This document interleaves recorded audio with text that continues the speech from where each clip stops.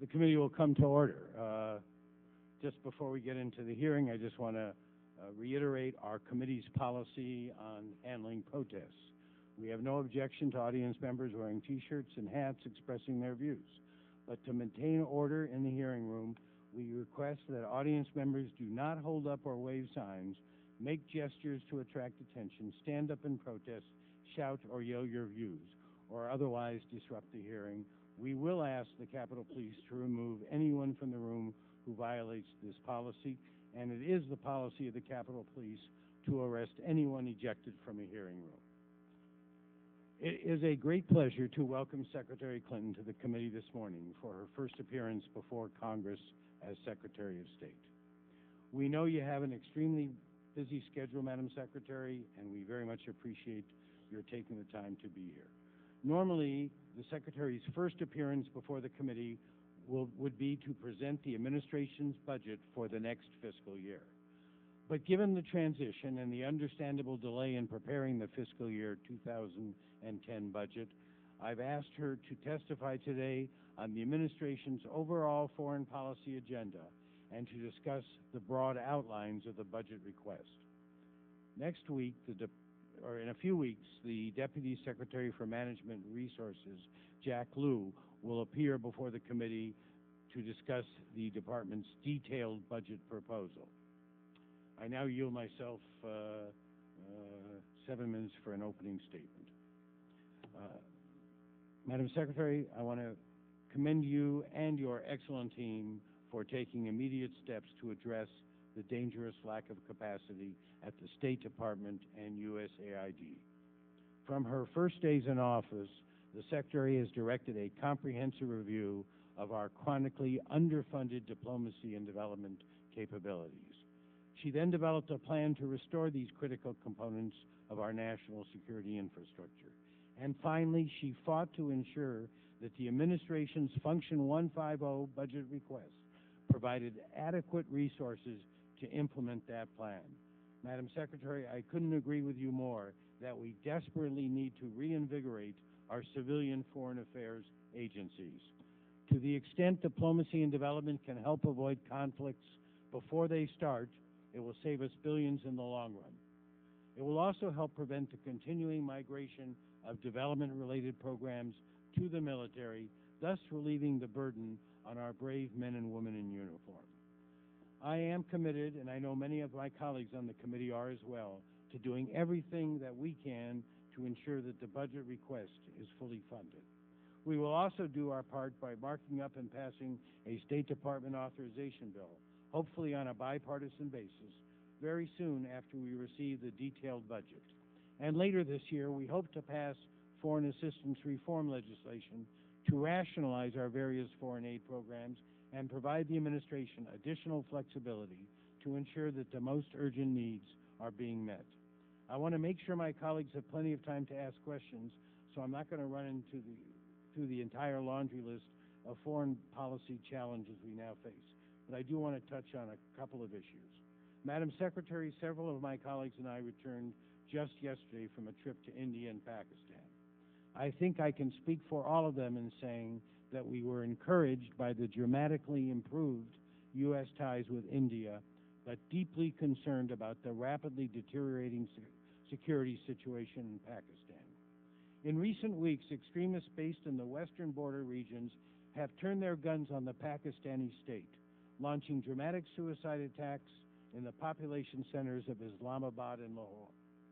Equally troubling, the Pakistani government has cut a deal with the extremists that overran the Swat Valley, the latest in a string of failed agreements that has only emboldened the radicals.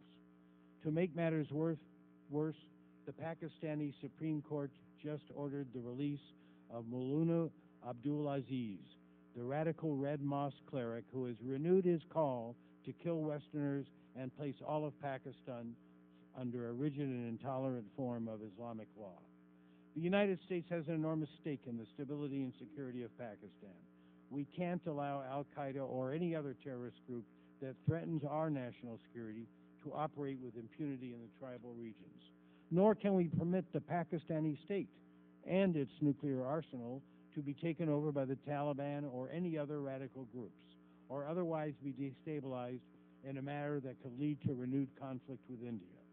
So it is very alarming that we're now hearing predictions from a number of leading experts that Pakistan could collapse in as little as 6 months. Madam Secretary, I know you take these issues seriously, and I want to commend you and your team for developing a comprehensive Afghanistan-Pakistan strategy. I completely agree with your assessment that the security of these two countries and their neighbors is inextricably linked, and I strongly support your conclusion that strengthening the civilian democratic government of Pakistan should be a central part of our overall efforts. In the next few weeks, our committee will consider legislation to massively expand assistance to Pakistan, including funds to strengthen the capacity of parliament, the judiciary, and the public education system. The bill also calls for the administration to make a series of reasonable determinations to ensure that military assistance is used to meet both U.S. and Pakistani national security interests. Ambassador Holbrooke will testify next Wednesday to provide the administration's views of the legislation and to discuss the larger Afghanistan-Pakistan strategy.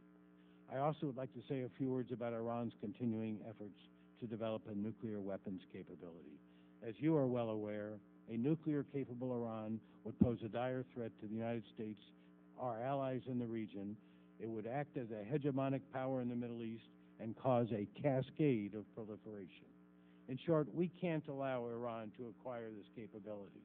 Regrettably, the previous administration's policy failed to impact the Iranian regime's destabilizing behavior, and there is no reason to believe that doing more of the same will result in a different outcome. We need a new approach to dealing with Iran, one that offers direct engagement in a bilateral or multilateral format. I believe this is reflected in the administration's recently completed Iran policy review. But such engagement can't be open-ended. Indeed, Tehran continues to enrich uranium and every day moves closer to the nuclear threshold. I would urge you to seek support in advance from key members of the international community to impose crippling sanctions, the kind that would compel or at least maximize the chances of compelling a change in the regime's current course if engagement does not yield positive results. Finally, after 25 years of grappling with the enormous economic losses caused by intellectual property, piracy, and counterfeiting, I would urge you to put this issue high on the list of the State Department's economic agenda. Madam Secretary, I am excited about the prospect of working with you on the many challenges facing our nation, and I am now pleased to recognize my friend and the ranking member of the committee, Representative Ileana Ros-Lehtinen, for her statement. Thank you so much, Mr. Chairman. And Madam Secretary, I also welcome you to our committee. Thank you so much. It's been a pleasure and an honor to have worked with you in your time as Senator and as First Lady as well. And this is an era of profound challenges and also one of important opportunities to advance our agenda of freedom, of prosperity, and security. However, if this weekend's Summit of the Americas is any indication, we're off to a troublesome start. The summit served as a forum for despotic leaders to attack democratic values and our free market principles, and for proclaiming their radical vision as the way forward for the hemisphere. Many of those repressive leaders decided to make the Cuban dictatorship's return to the inter-American system the pillar of their agenda. The OAS Secretary General supports this proposal, ignoring the fact that the Cuban regime is in violation of the Inter-American Democratic Charter and the American Convention on Human Rights. Sadly, some responsible nations failed to counter the efforts by Venezuela's Hugo Chavez, by Nicaragua's Ortega, and their fellow rogues and enablers to subvert our freedom agenda while diverting attention away from their own assault on democratic institutions, their own assaults on freedom of the press and association, and the opposition in their own countries to their leadership. The summit reminded me of the discussions at the UN Human Rights Council, or the Durban II conference, which has taken place this week in Geneva. Despite clear indications that Durban II would be a reaffirmation of the anti-Semitic, anti-Israel, anti-freedom hate fest of its predecessor. Many waited until the last minute to announce that they were boycotting. Indeed, for some, it took Iran's Ahmadinejad spewing his venom to waken them from their stupor. The U.S. cannot stand idly by and allow such manipulation to take place, particularly when U.S. taxpayer funds are at stake. Many Americans are struggling to make ends meet. We must therefore ensure that we can justify our funding for international organizations and foreign affairs activities. The recently submitted supplemental is a case in point. The request for $95 million to provide heavy fuel oil and unspecified energy assistance to North Korea and over $34 million for dismantling efforts is troublesome. Years of negotiation with the North Korean regime has resulted in an increase rather than a reduction of the threat that it poses, as underscored by its April 5th rocket launch. Pyongyang's announced intention to resume its plutonium bomb-making efforts combined with its uranium enrichment clearly demonstrates that North Korea has viewed the six-party talks as a means of advancing its nuclear weapons development. But North Korea's weapons drive has implications beyond Pyongyang. Syria was reportedly close to completing a nuclear facility built with North Korean assistance when an Israeli strike destroyed it in September of 2007. There have also been ongoing reports about North Korea and Iran missile cooperation.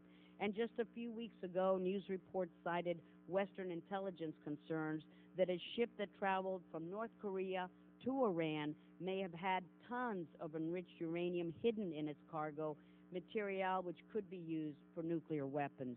Iran and Syria are closely watching how we deal with North Korea. Will they conclude that we will treat them as generously as we have treated Pyongyang in the proposed supplemental? Another item of grave concern is the administration's plan to provide more than $900 million in aid for the West Bank and Gaza. In Gaza, this is tantamount to a bailout for Hamas. Reassurances that the aid will go through NGOs, non-governmental organizations, and not to Hamas ignores the reality that there's only one ultimate distributor and guarantor of aid in Gaza, and that is Hamas. Dumping money into Gaza reconstruction enables Hamas to reconsolidate its political standing in Gaza without cost, freeing up Hamas funds to buy rockets and other arms. NGOs and international organizations do not have the proper vetting and internal controls to ensure that aid is not going to extremists, and the United Nations Relief and Works Agency, UNRWA, continues to do business with banks that the United States has targeted for laundering Islamist militant money. I am also concerned about the seemingly broad interpretation in the supplemental of the Palestinian Anti-Terrorism Act waiver and the implications for a Palestinian Authority that includes Hamas. It appears to ignore requirements for the dismantling of the Islamist militant infrastructure and the halting of incitement before before a PA effectively controlled by Hamas could be eligible for U.S. funds. In Afghanistan, Madam Secretary, we all share the goal of ensuring that sanctuaries and safe havens no longer exist for those who wish to do us harm. However, it appears from the G20 summit that many of our European allies are unwilling to assume any real burden to help prevent that from happening. I welcome the administration's release of its strategic review of U.S. policy in Afghanistan and the President's outline of the next steps. I'm committed to ensuring that our personnel on the ground have the support and the resources necessary to succeed in their mission. Madam Secretary, however, I'm greatly concerned about reports that the administration may have changed our policy on investigating and possibly prosecuting former administration officials. This is an extremely negative development when we need to work together to counter extremist Islamic militants who seek our destruction. As Edmund Burke would say, all that is required for evil to prevail is for good men to do nothing. Ultimately, we must not miss any more opportunities to prove that rogue regimes and tyrants are uh, should be the goal of the U.S. policy to eliminate that and instead foster and defend freedom and democracy worldwide. I have faith that this administration, with your leadership, Madam Secretary, and our President, will do exactly that, promote our freedom agenda overseas. Welcome again, Madam Secretary, and thank you, Mr. Chairman, for the time. Well, thank you, and without objection, any opening statements by other members will be placed in the record. And Madam Secretary, without objection, your full statement will be made part of the record, and the floor is yours. Thank you very much, Mr. Chairman. Thank you, Ranking Member. Greetings to many friends and former colleagues. It is a pleasure to be here with you this morning. This committee has been the source of many advances in our nation's foreign policy, and I look forward to working with you to continue that tradition. When I appeared before the Senate, that's that other body on the other side of the Capitol, I spoke during my confirmation hearing of a commitment to pursue a policy that would enhance our nation's security, advance our interests, and uphold our values. Today, nearly 100 days later, I am pleased to report that we have begun making progress toward achieving that goal. I want to begin by recognizing and thanking the men and women of the State Department and USAID who are serving our country around the clock and around the world. I'm extremely proud of their work. With their talents and under President Obama's leadership, we have put forward a new diplomacy powered by partnership, pragmatism, and principle. Our priorities are clear.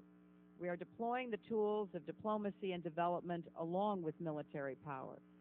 We are securing historic alliances, working with emerging regional powers, and seeking new avenues of engagement. We're addressing the existing and emerging challenges that will define our century: climate change, weak states, rogue regimes, criminal cartels, nuclear proliferation, terrorism, poverty, and disease. We're advancing our values and our interests by promoting human rights and fostering conditions that allow every individual to live up to their God-given potential. Now, I know that many of your questions today will deal with long-standing concerns: Afghanistan and Pakistan, Iraq, Iran, certainly the Middle East, the fallout from the global financial crisis. I will speak briefly to those, and I look forward to answering any questions you might have. As you know, in Afghanistan and Pakistan, the President has outlined a strategy centered on a core goal: to disrupt, dismantle, and defeat al-Qaeda, and to prevent their safe return to havens in Afghanistan or Pakistan. We combined our strategic review with intensive diplomacy, and nations from around the world are joining our efforts. More than 80 countries and organizations participated in the international conference in The Hague, and a donors conference just concluded in Tokyo raised over $5 billion. In Iraq, we're working toward the responsible redeployment of our troops and the transition to a partnership based on diplomatic and economic cooperation. We're deploying new approaches to the threat posed by Iran, and we're doing so with our eyes wide open and with no illusions. We know the imperative of preventing Iran from obtaining nuclear weapons. After years during which the United States basically sat on the sidelines, we are now a full partner in the P5+1 talks. In the Middle East, we engaged immediately to help bring the parties together to once again discuss what could be done to reach a two-state solution. We're maintaining our bedrock core commitment to Israel's security, providing economic support, security assistance, and we are also doing what we can to bolster the Palestinian Authority and to alleviate the humanitarian crisis in Gaza. More broadly, we're working to contain the fallout from the global financial crisis. Our efforts at the G20 focused in large measures on the poorest and most vulnerable countries. We need to provide support for the International Monetary Fund. We need to provide direct assistance to countries such as Haiti, where I traveled last week. These resources will help democratic, responsible governments regain their economic footing and avert political instability with wider repercussions. Now, these challenges demand our urgent attention, but they cannot distract us from equally important but sometimes less compelling or obvious threats. ranging from climate change to disease to criminal cartels to nonproliferation. In today's world, we face challenges that have no respect for borders. Not one of them can be dealt with by the United States alone. None, however, can be solved without us leading. All will have a profound impact on the future of our children. As daunting as these challenges are, they also offer us new arenas for global cooperation, and we're taking steps to seize these opportunities. First, we are pursuing a wide-ranging diplomatic agenda premised on strengthening our alliances with democratic partners in Europe, Asia, Africa, and our own hemisphere. We are cultivating partnerships with key regional powers. We're building constructive relationships with major nations that will have a lot to say about what happens in the world to come: China, Russia, India. We're working with longtime allies like Japan and South Korea to address not just regional concerns, but a host of global issues as well. I want to say a special word about Asia.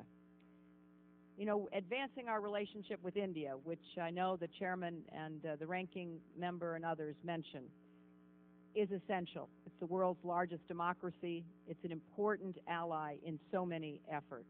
I made my first overseas trip as Secretary of State to Asia, a signal that we are not just a transatlantic power, but also a trans-Pacific power, and that Asia will be an indispensable partner in years to come.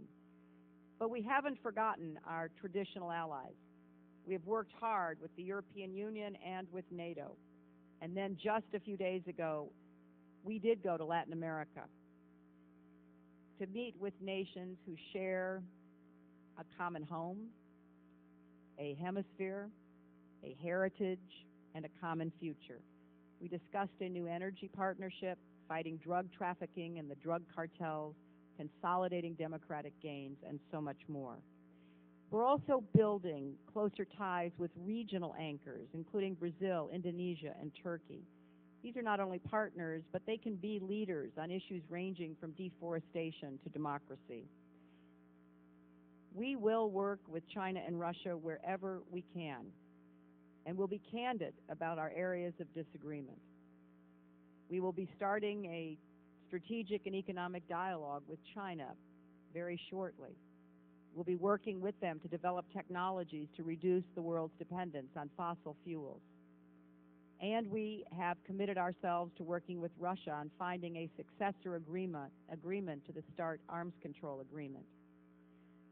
But we also understand that redefining diplomatic engagement is not just between governments. Policies and political leaders change over time, but ties between citizens, non-governmental organizations, businesses, universities, NGOs, all of those endure. And these are very effective tools of diplomacy, and we're committed to engaging these groups. And so finally, we will work to expand opportunity and protect human rights, strengthen civil society, live up to the ideals that define our nation, work to advance education and health care, the rule of law and good governance, fight against corruption, expand opportunities for women and girls and those on the margins of society. As we promote responsible governance abroad, we have to invest more in our tools here at home.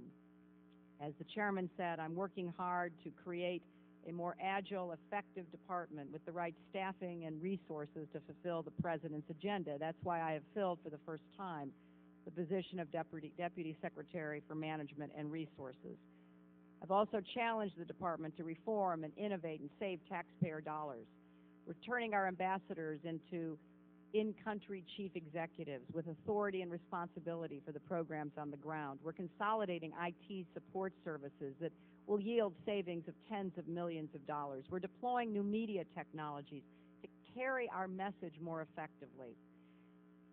And I am determined to see that the men and women of our foreign and civil service get the resources they need to do their jobs safely and effectively. Even Secretary Gates has pointed out our country has underinvested in diplomacy. That must end. Just as we would never deny ammunition to American troops headed into battle, we cannot send our diplomats into the field in today's world with all of the threats they face 24/7 without the tools they need. We don't invest in diplomacy and development, we end up paying a lot more for conflict and all that follows. So, Mr. Chairman, we're pursuing these policies because they're the right thing to do.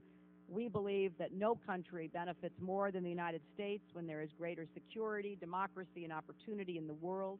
Our economy grows when our allies are strengthened and people thrive, and no country carries a heavier burden when things go badly. Every year we spend hundreds of billions of dollars dealing with the consequences of war, disease, violent ideologies, and vile dictatorships. So let's invest in the type of world that we want. We have no shortage of challenges or opportunities. The world is looking for leadership and looking to see how this new administration meets this moment. I believe if we follow our plans and our principles, we will succeed. We can lead the world in creating a century that we and our children will be proud to own, a century of progress and prosperity for the whole world, but especially for our beloved country. But to achieve these goals, we need your help. We need your advice, and we need your support. And I look forward not only to the formal hearing today, but to the informal, ongoing dialogue that I've started with some of you and look forward to having with all of you. We're in this together. We have to row in the same direction for the benefit of our country and our children. Thank you, Mr. Chairman. Well, thank you very much, Madam Secretary, and we will now, just your luck, go into a period of questioning of members of the committee, and we will have, we'll strictly observe the 5-minute rule, which includes the questions and the answers. So if you intend to have an answer to your question, pace yourself. And in order of seniority based on members who were here at the time that we started the hearing. I'll yield myself 5 minutes for a few questions. Madam Secretary, as I noted in my opening statement, I do support a policy of engagement with Iran. At the same time, I can't get away from the fact that Iran's efforts to acquire nuclear weapons capability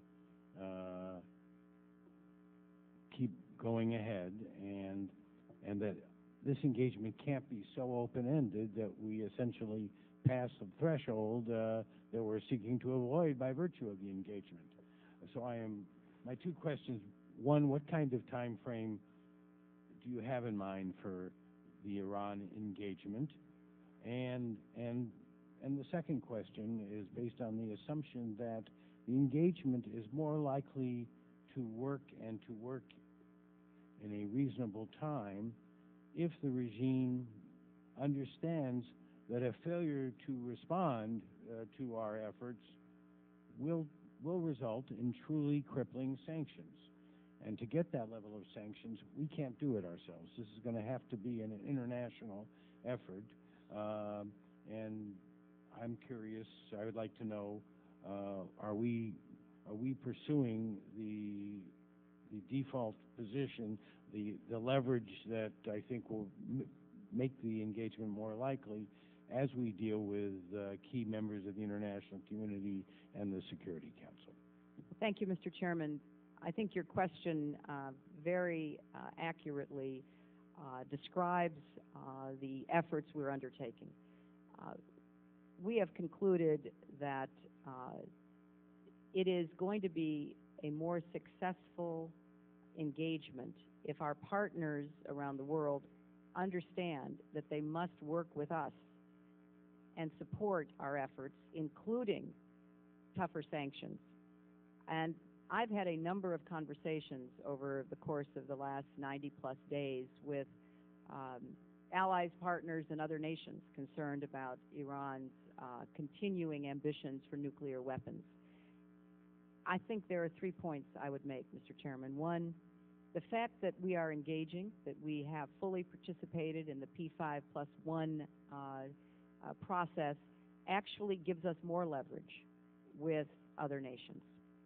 Number two, I think the fact that we have been willing to go even beyond the P5+1 and to reach out to Iran, to invite them, as I did, to the conference in The Hague on Afghanistan, increases even further our ability to ask more from other nations.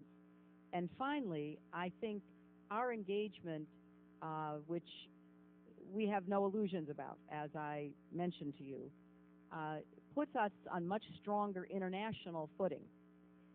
So I want to assure you that we will be operating on dual tracks. Yes, we are more than willing to reach out to the Iranians to discuss a range of issues, assuming they're willing to reach back. As the President said in his inaugural address, we'll hold out our hand, they have to unclench their fist. But we are also laying the groundwork for the kind of very tough, I think you said, crippling sanctions that might be necessary in the event that our offers are either rejected or the process is inconclusive or unsuccessful. Well, thank you very much. I'll yield back the balance of my time, and I will recognize the ranking member for 5 minutes. Thank you so much, Mr. Chairman. Madam Secretary, welcome. And I'd like to yield my time to Mr. Burton, and I hope that he will yield 1 minute to Mr. Smith. Welcome, Madam Secretary. Thank you, Mr. Burton. You know, one of the things that concerns me and my colleagues is the ability to extract information from terrorists so that we can protect this country.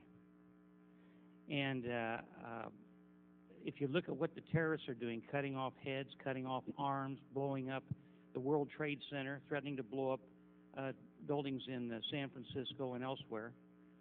And you listen to what the Vice President said the other night on television, that the memos that he has seen show that the tactics that we've employed to extract this information have protected the American people and stopped some terrorist activity. I am very concerned, and I hope that you'll take this message to the President. I'm very concerned that we're tying both hands behind our backs because we are saying that there are limitations, very strong limitations, even within the law, in interrogating these prisoners. I've seen Guantanamo, my colleagues have. We know that they're treated fairly. We haven't been being unhumanitarian to these people, but we have used very strong techniques to extract information from them. And those techniques were cleared with the leadership of both the House and the Senate. They knew about them. And yet the President of the United States yesterday said that he was leaving it up to Attorney General Holder to see whether or not some of the people of the previous administration could be prosecuted for those activities. Now, you know, I believe in obeying the law, but when it's cleared with the Congress and the administration to go to the CIA and say, we might prosecute some of you or some of your leaders at the Justice Department that recommended these techniques is just, in my opinion, crazy. We are in a war against terror. I don't care what they call it in the administration. They've changed some terminology. We're in a war against terrorism, and we need to use, within the law, every single aspect, procedure that we possibly can to stop this terrorism. And I have heard people say that we have, in effect, scared so many of the leaders at the CIA and others who were at the Justice Department before that they may not use tactics that they even could employ in order to stop terrorist activity. We need both hands untied with our intelligence agencies to really stop terrorism in the United States.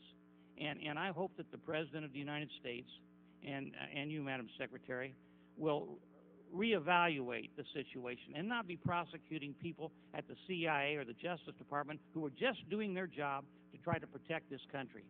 I mean, that's what it's all about. And with that, I don't have any other questions. I just hope that you'll take, I'm going to yield back. I hope you'll take that message back to the President and the administration, and I thank you very much for your attention. Chris.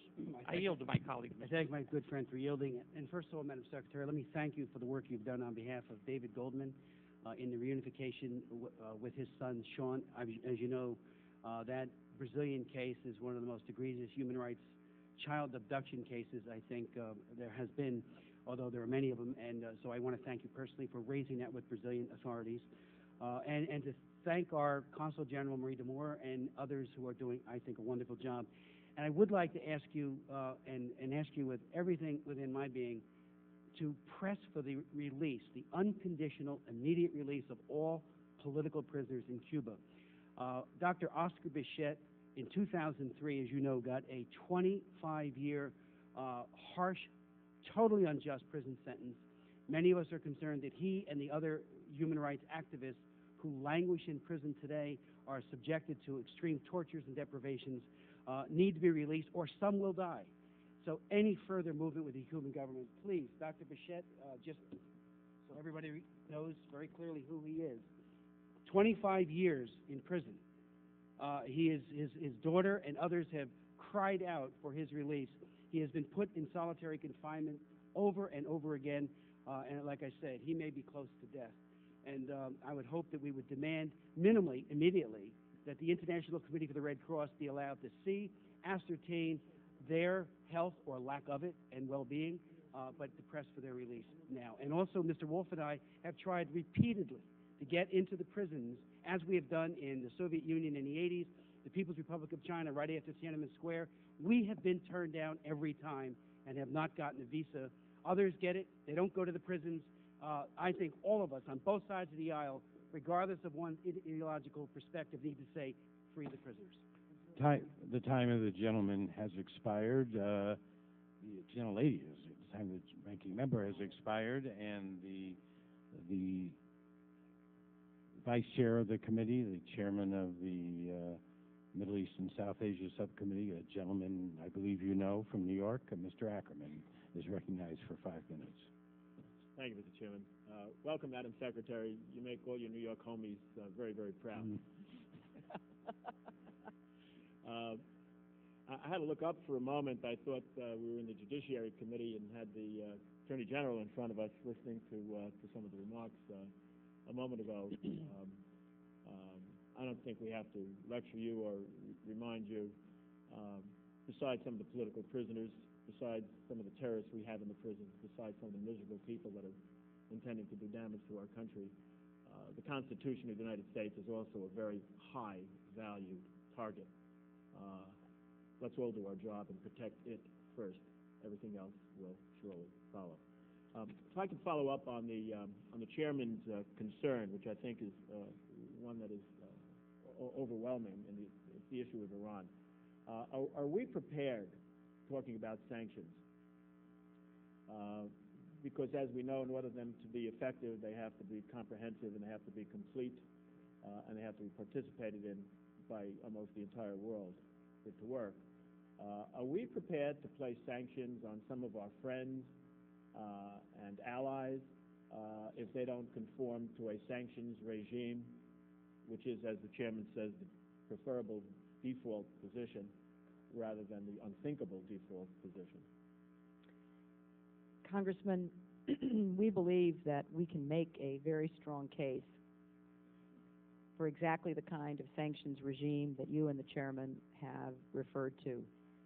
We actually believe that by following the diplomatic path we are on, we gain credibility and influence with a number of nations who would have to participate in order to make the sanctions regime as tight and crippling as we would want it to be. So I think the short answer is it is our expectation that we will be able to put together such a comprehensive sanctions regime in the event we need it. And it is our commitment that we will pursue that if we are either unsuccessful or stonewalled in our other approach. Thank you. Peace process, Middle East, Israel, Palestinians. The Saudis have indicated that they are trying very hard, which means withholding all of the pledges that they've made for the Palestinian people, unless they have a unity government and unless Abu Mazen places Hamas back in the government yet again. What will be our position? Will we continue to deal with the government of the Palestinian Authority if they include a recognized terrorist organization in their government? The President's policy, as described in the supplemental, is very clear.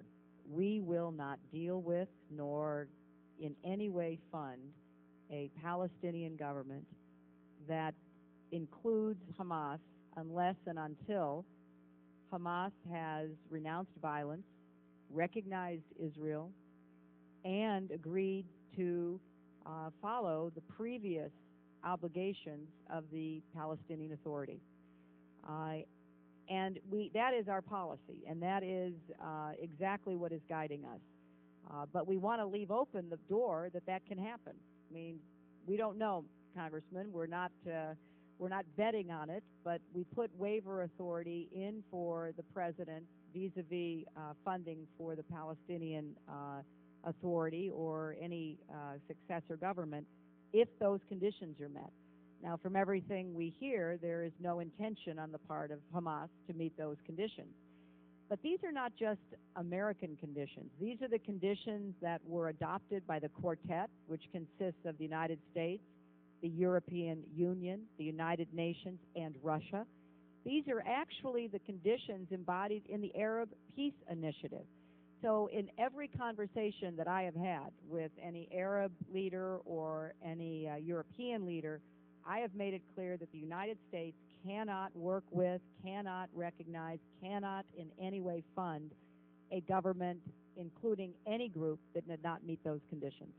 In trying to wrest Syria away from the Iranian orbit, Unless you can arrest him real quickly.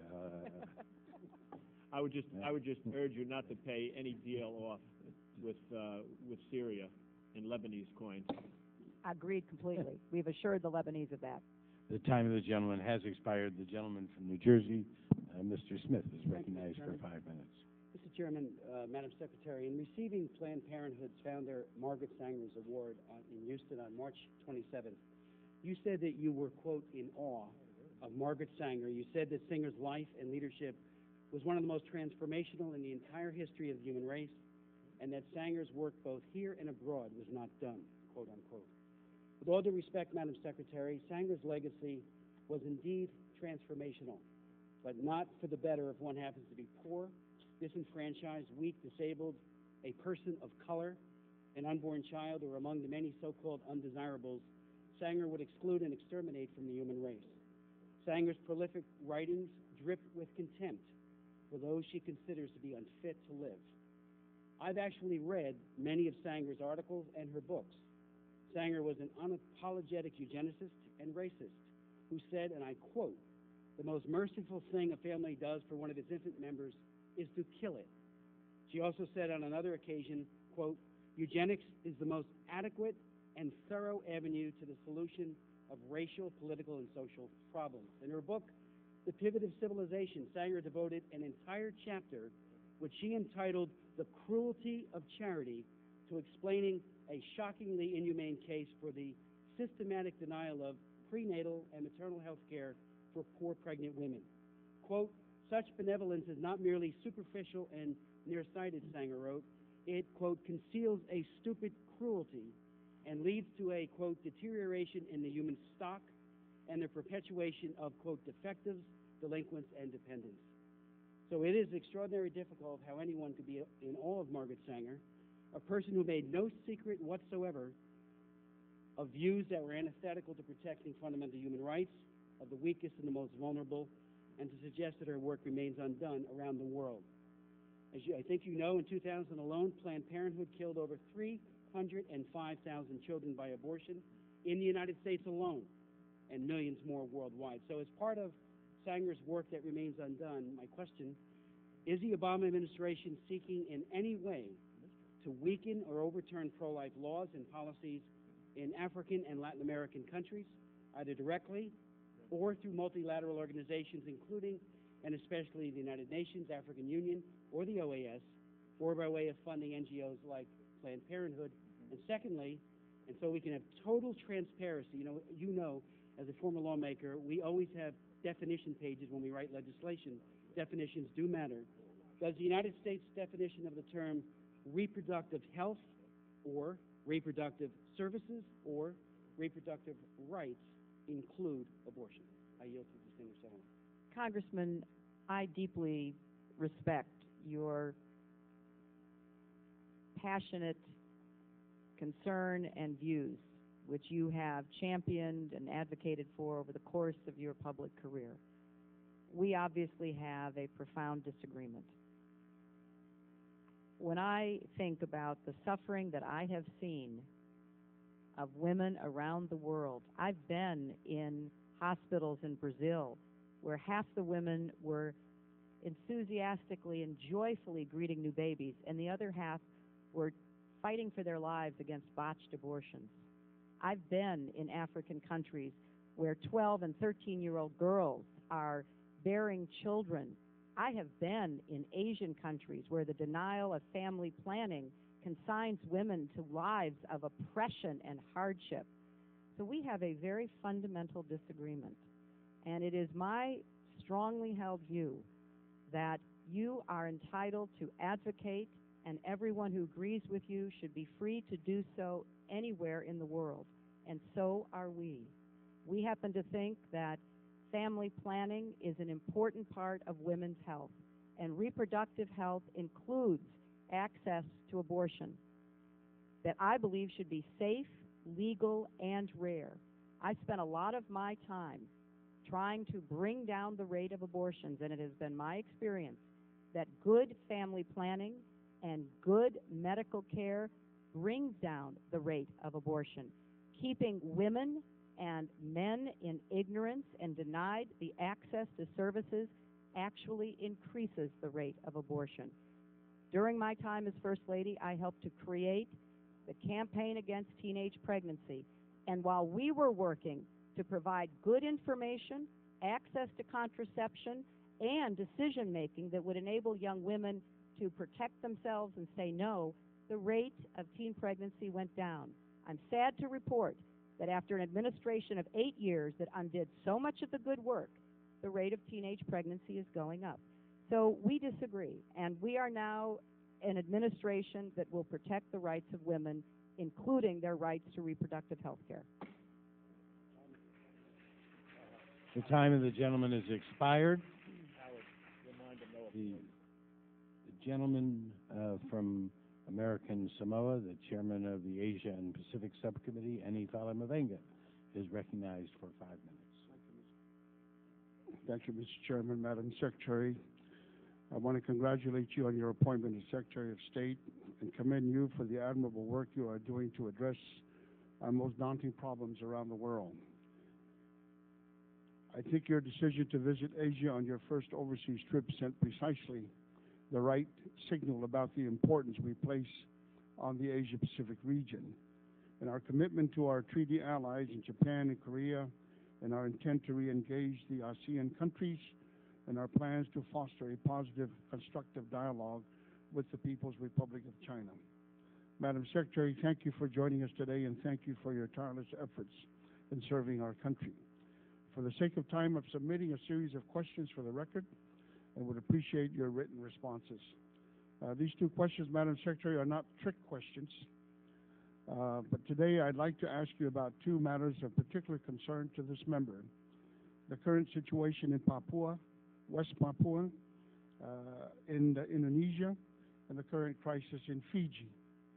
First, will the administration review the current political status of West Papua and the extent to which the government of Indonesia has implemented and included the leadership and the people of West Papua in the development and administration of the Special Autonomy Law?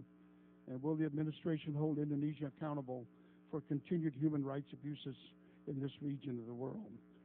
Second, having just returned from Fiji for discussions with the interim Prime Minister of Fiji and with the other community leaders of Fiji, I submit that the situation in Fiji is more complex than it appears.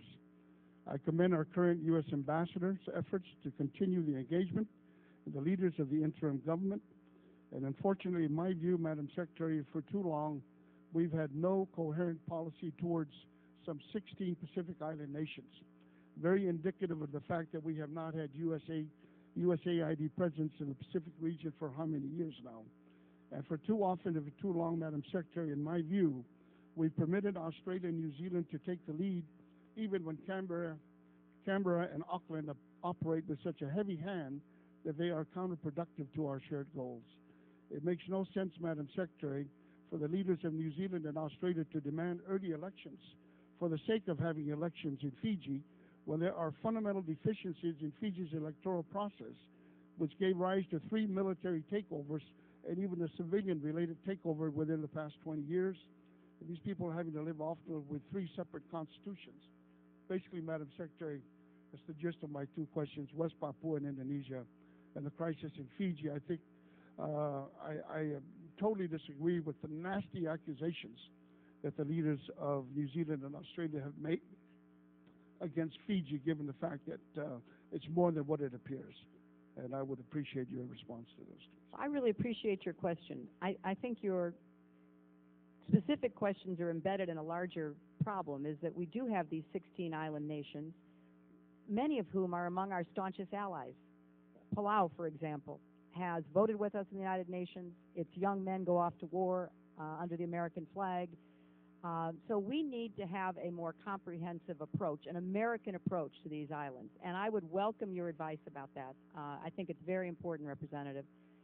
As to West Papua, we believe that it does need to be supported in its efforts to have a degree of autonomy within Indonesia. We support some of the steps that have been taken and to realize that, and we will include our concerns in our dialogue with Indonesia because we understand the delicate nature of what is at stake here, that it is part of sovereign Indonesia, but it deserves more support, respect, and certainly protection from many human rights abuses. With respect to Fiji, I would welcome your advice about Fiji because, you know, our coverage of what's going on from our own ambassador, and as you point out, from Australia, New Zealand in particular, does paint a picture of turmoil and chaos and anti-democratic behaviors by the ruling parties. So what we want is to restore democracy. We want a functioning democracy in Fiji that can deliver for its people.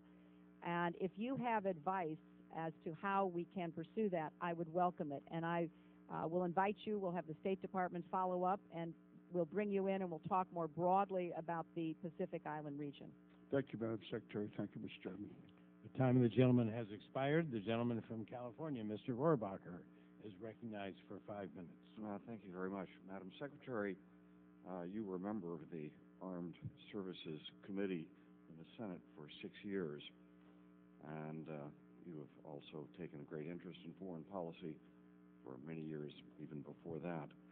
Is there any information about the interrogation of prisoners that you believe was kept from you as a member of the Senate Armed Services Committee?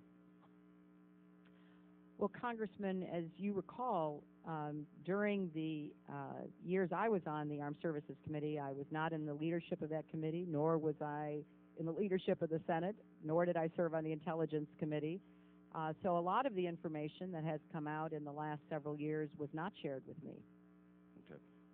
So do you believe that information was not shared with the leaders of your committee? I have no information on that, Congressman. Okay. So today you're not confirming for us the charge that we've heard over and over again that the leadership of the House and the Senate were always kept informed as to the interrogation techniques that are now under attack. I have no information. I think that the position that the President has adopted is in keeping with our values as a nation and in keeping with laws that the United States had either promulgated itself or agreed to internationally. The administration has released information that is somewhat detrimental in terms of as it makes it appear that we were doing some things during this war against radical Islam and the terrorists of radical Islamic terrorists. It makes it appear, at least, that we were off base. We were doing things that were not correct. And that information, apparently, there are senior intelligence officers who are suggesting that release of that information may end up damaging our ability to thwart terrorist attacks. Do you have any comment on that? Congressman, let me make 3 points. First, there is no doubt that our highest priority in terms of our national security is to disrupt, dismantle, and defeat the networks of terrorists who target the United States, our friends and our allies, people of humanity and civilization across the world. That we must do what is required within the law to achieve our objectives. You referenced the Senate Armed Services Committee. The committee has issued at least one, maybe more reports that have found that many of these actions or techniques were actually counterproductive. Now, I'm not expressing an opinion on that. I'm just referring to findings by the Senate Armed Services Committee. So let me just repeat finally what the President said.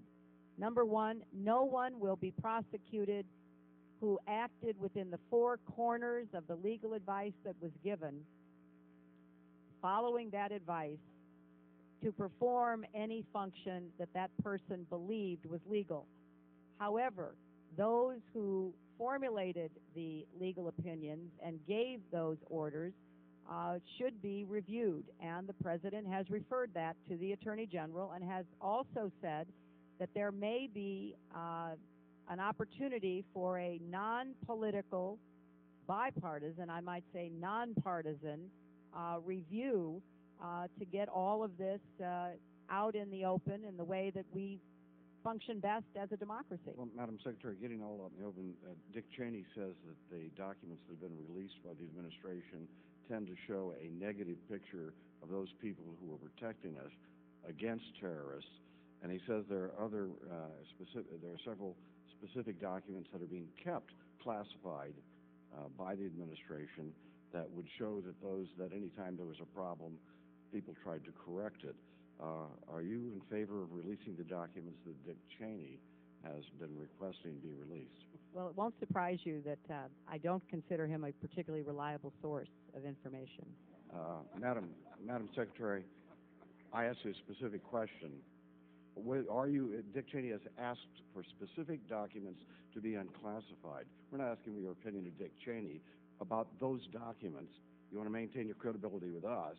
What is your position on the release of those documents? Well, Congressman, I believe that we ought to get to the bottom of this entire matter. I think it's in the best interest of our country, and that is what the President believes, and that is why he has taken the actions he did. The time of the gentleman has expired, and the gentleman gets a follow-up. The gentleman from New Jersey, Mr. Payne, is recognized for 5 minutes. Chairman of the Africa Subcommittee. Thank you very much, and Madam Secretary, certainly a pleasure to have you before the committee in your new role as Secretary of State, and like to begin by commending the President Obama's administration and your leadership in the meetings of the G20, where a whole new tone was certainly showed there with the meetings in other parts of Europe, even close to old Europe. We had a great meeting in the recent summit of the Americas. I think that it sent a great tone there. I was there, and we had opportunity to talk to heads of states who were so glad about the new U.S. policy and the willingness to listen. I just want to ask some specific questions in regard to Africa. As you know, I had a recent trip to Somalia, visited Mogadishu. I think I was the first American to go to Mogadishu in maybe close to 15 years. However, I do think that there is a great opportunity for us to assist that nation that has had no government for close to 15 years. As a matter of fact, the young hijacker that's going on trial, they say he's about 16.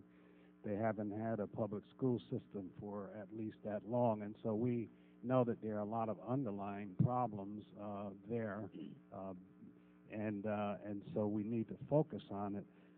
2 areas that I'd like to mention, though, in addition to Somalia. One, real quickly, Sudan, the Comprehensive Peace Agreement, North-South Agreement is not going as well.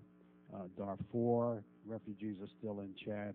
We have a special envoy. What do we intend to do there? Secondly, of course, there in Western Sahara, they've also, as in Mr. Falavio Vega's question about West Papua, there's been a question between their status between Morocco and, as you know, when Spanish Sahara was Spanish left, Morocco said it's theirs. So there should be some kind of referendum to let the people decide. So I'd like to see you look into that. But finally, about Somalia, the government there that I encouraged Sheikh Sharif Ahmad, who's the current president. I met with him in Eritrea last year, urged him to go back and work with the transitional federal government.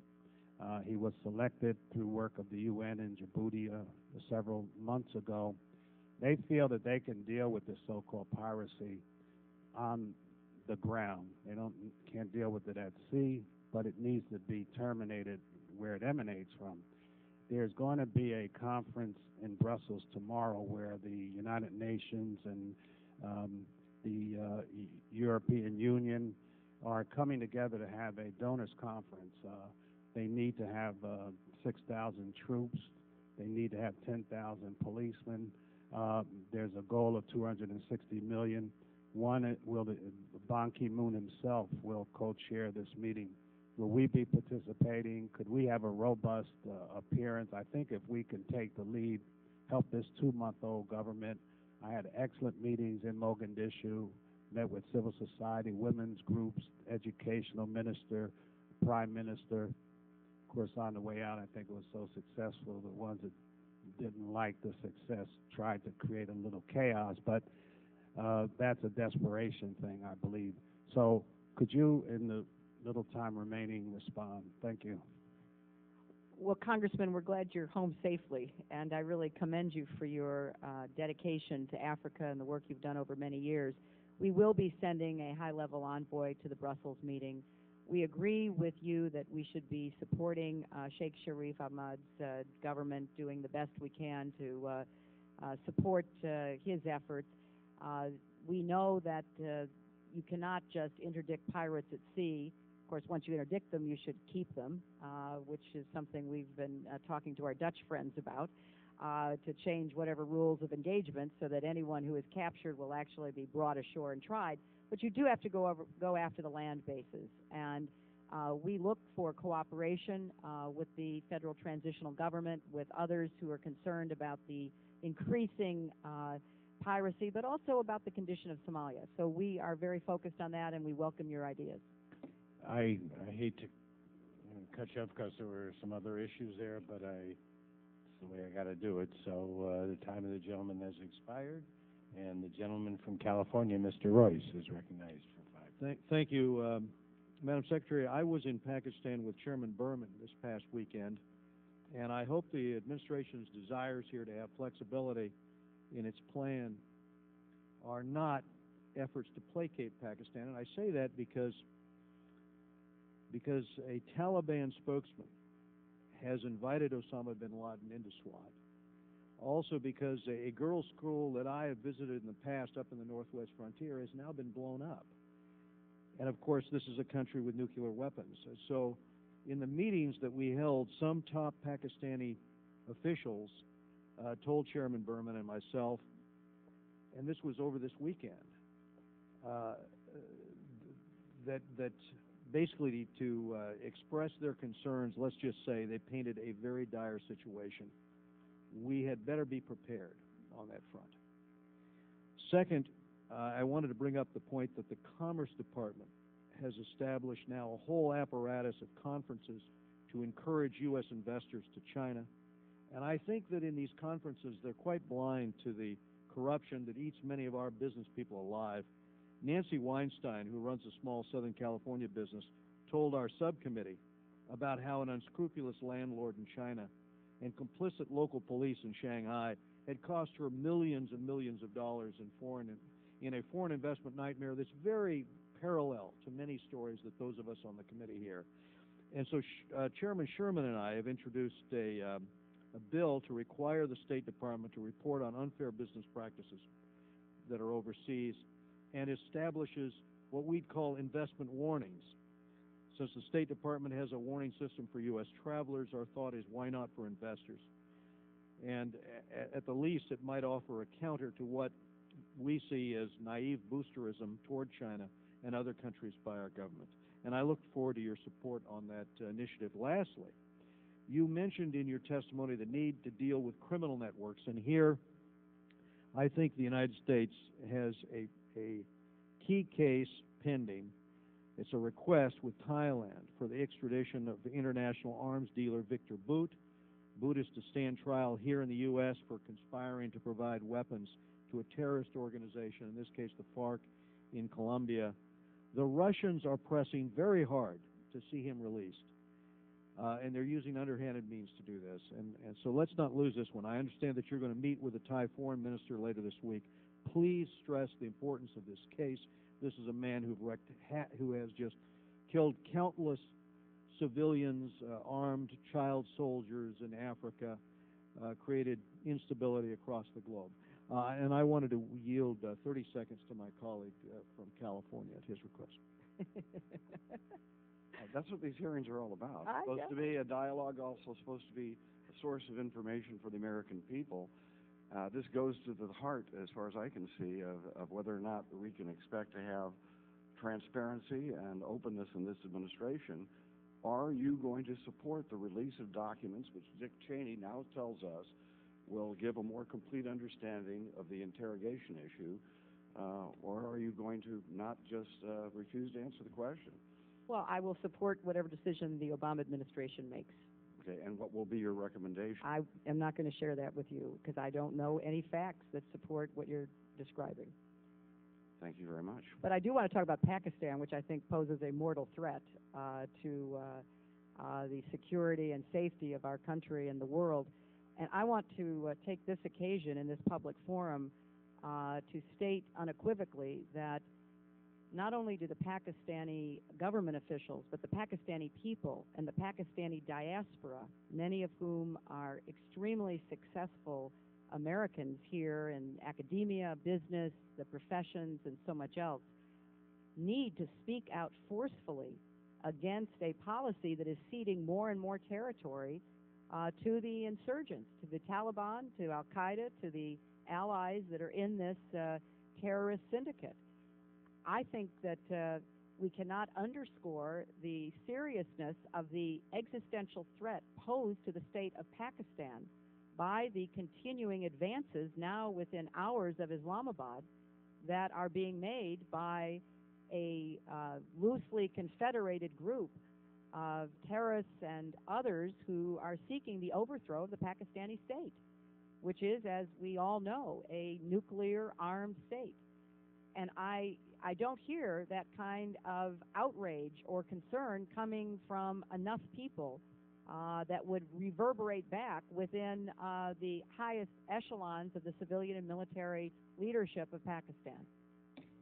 The time of the gentleman has expired. The gentleman from California, Mr. Sherman, is recognized for 5 minutes. Thank you, Mr. Chairman, Madam Secretary. Thank you for being here. And I've got so many questions. I hope you'll respond for the record. I want to echo Mr. Royce's comments about the need to warn American business of places where they'll face unfair government practices. As to the Iran Sanctions Act, we've had, through the past administration, this strange approach to the rule of law, where they say, well, the Iran Sanctions Act isn't law because we don't agree with it. The law calls upon, requires the State Department to identify those situations in which there's investments of over $20 million in the Iran energy sector. It then allows the administration to either impose or waive sanctions. And I would hope that the administration, and especially the State Department, that is so dedicated to talking to other countries about the importance of the rule of law, would not follow the practice of the past administration, which was to claim that they didn't get their copy of the Wall Street Journal on those days in which the Journal reported a $20 million investment in the Iran energy sector. I would hope that you would at least identify the companies as required by law and then waive the sanctions if you choose. Better yet, I hope you impose sanctions. Also, I hope that you would take efforts to discourage firms from selling gasoline to Iran, and perhaps more importantly, discourage firms from selling refining equipment technology to Iran. I know it's difficult to deal with Iran. Here's an easier one. Canada. Canada was found by the OECD to be the #1 Western country in violation of intellectual property, and I hope that you'll have a chance to talk to our friends to the north about the importance of protecting intellectual property, both for their own businesses and for ours. As to the United Arab Emirates and the 123 agreement, before you move forward with that agreement, I hope that you would get much better enforcement by the UAE of their laws to prevent transshipment and diversions, particularly from the port of Dubai to Iran. The UAE has become the home of literally hundreds of companies affiliated with the Revolutionary Guard. They have passed a good statute, perhaps, but they have no lead enforcement agency, no regulations, and no real enforcement. There is talk that this nuclear cooperation agreement will mean a lot of jobs for Americans, but without liability protections in place, such as those in the Convention on Supplementary Compensation, no U.S. company will bid on the contracts. All the contracts will go to the French and the Russians, which are state-owned companies which claim sovereign immunity, and so they don't worry about liability. So if we're going to tell the American people that there are jobs in this deal, there should be the Convention on Supplementary Compensation as part of the deal. As to Armenia, the Bush administration tried many times to cut aid for Armenia. I hope we see an increase, and I hope that the administration would either eliminate military assistance to Azerbaijan or at least maintain parity between Armenia and Azerbaijan as to military aid. As to Sri Lanka, I hope that you would oppose IMF loans to the Sri Lankan government until that government agrees to a brief humanitarian ceasefire, to allow journalists and human rights officials to inspect the displaced persons camps where Tamils are being held, and to generally respect human rights. As to Darfur, I think your bargaining position will be strengthened if we don't tell the Sudanese government in advance that we are dismissing out of hand any military or lethal option.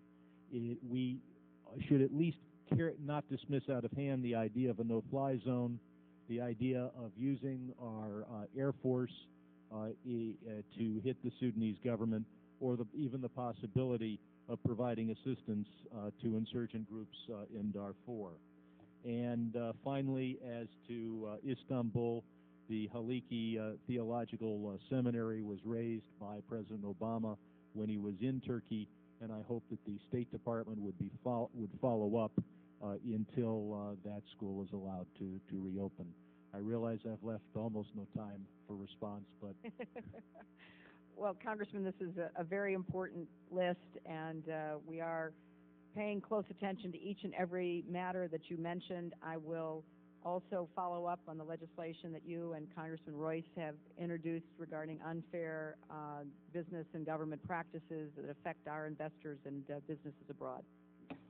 The time of the gentleman has expired. You can have the rest of the afternoon to write the book.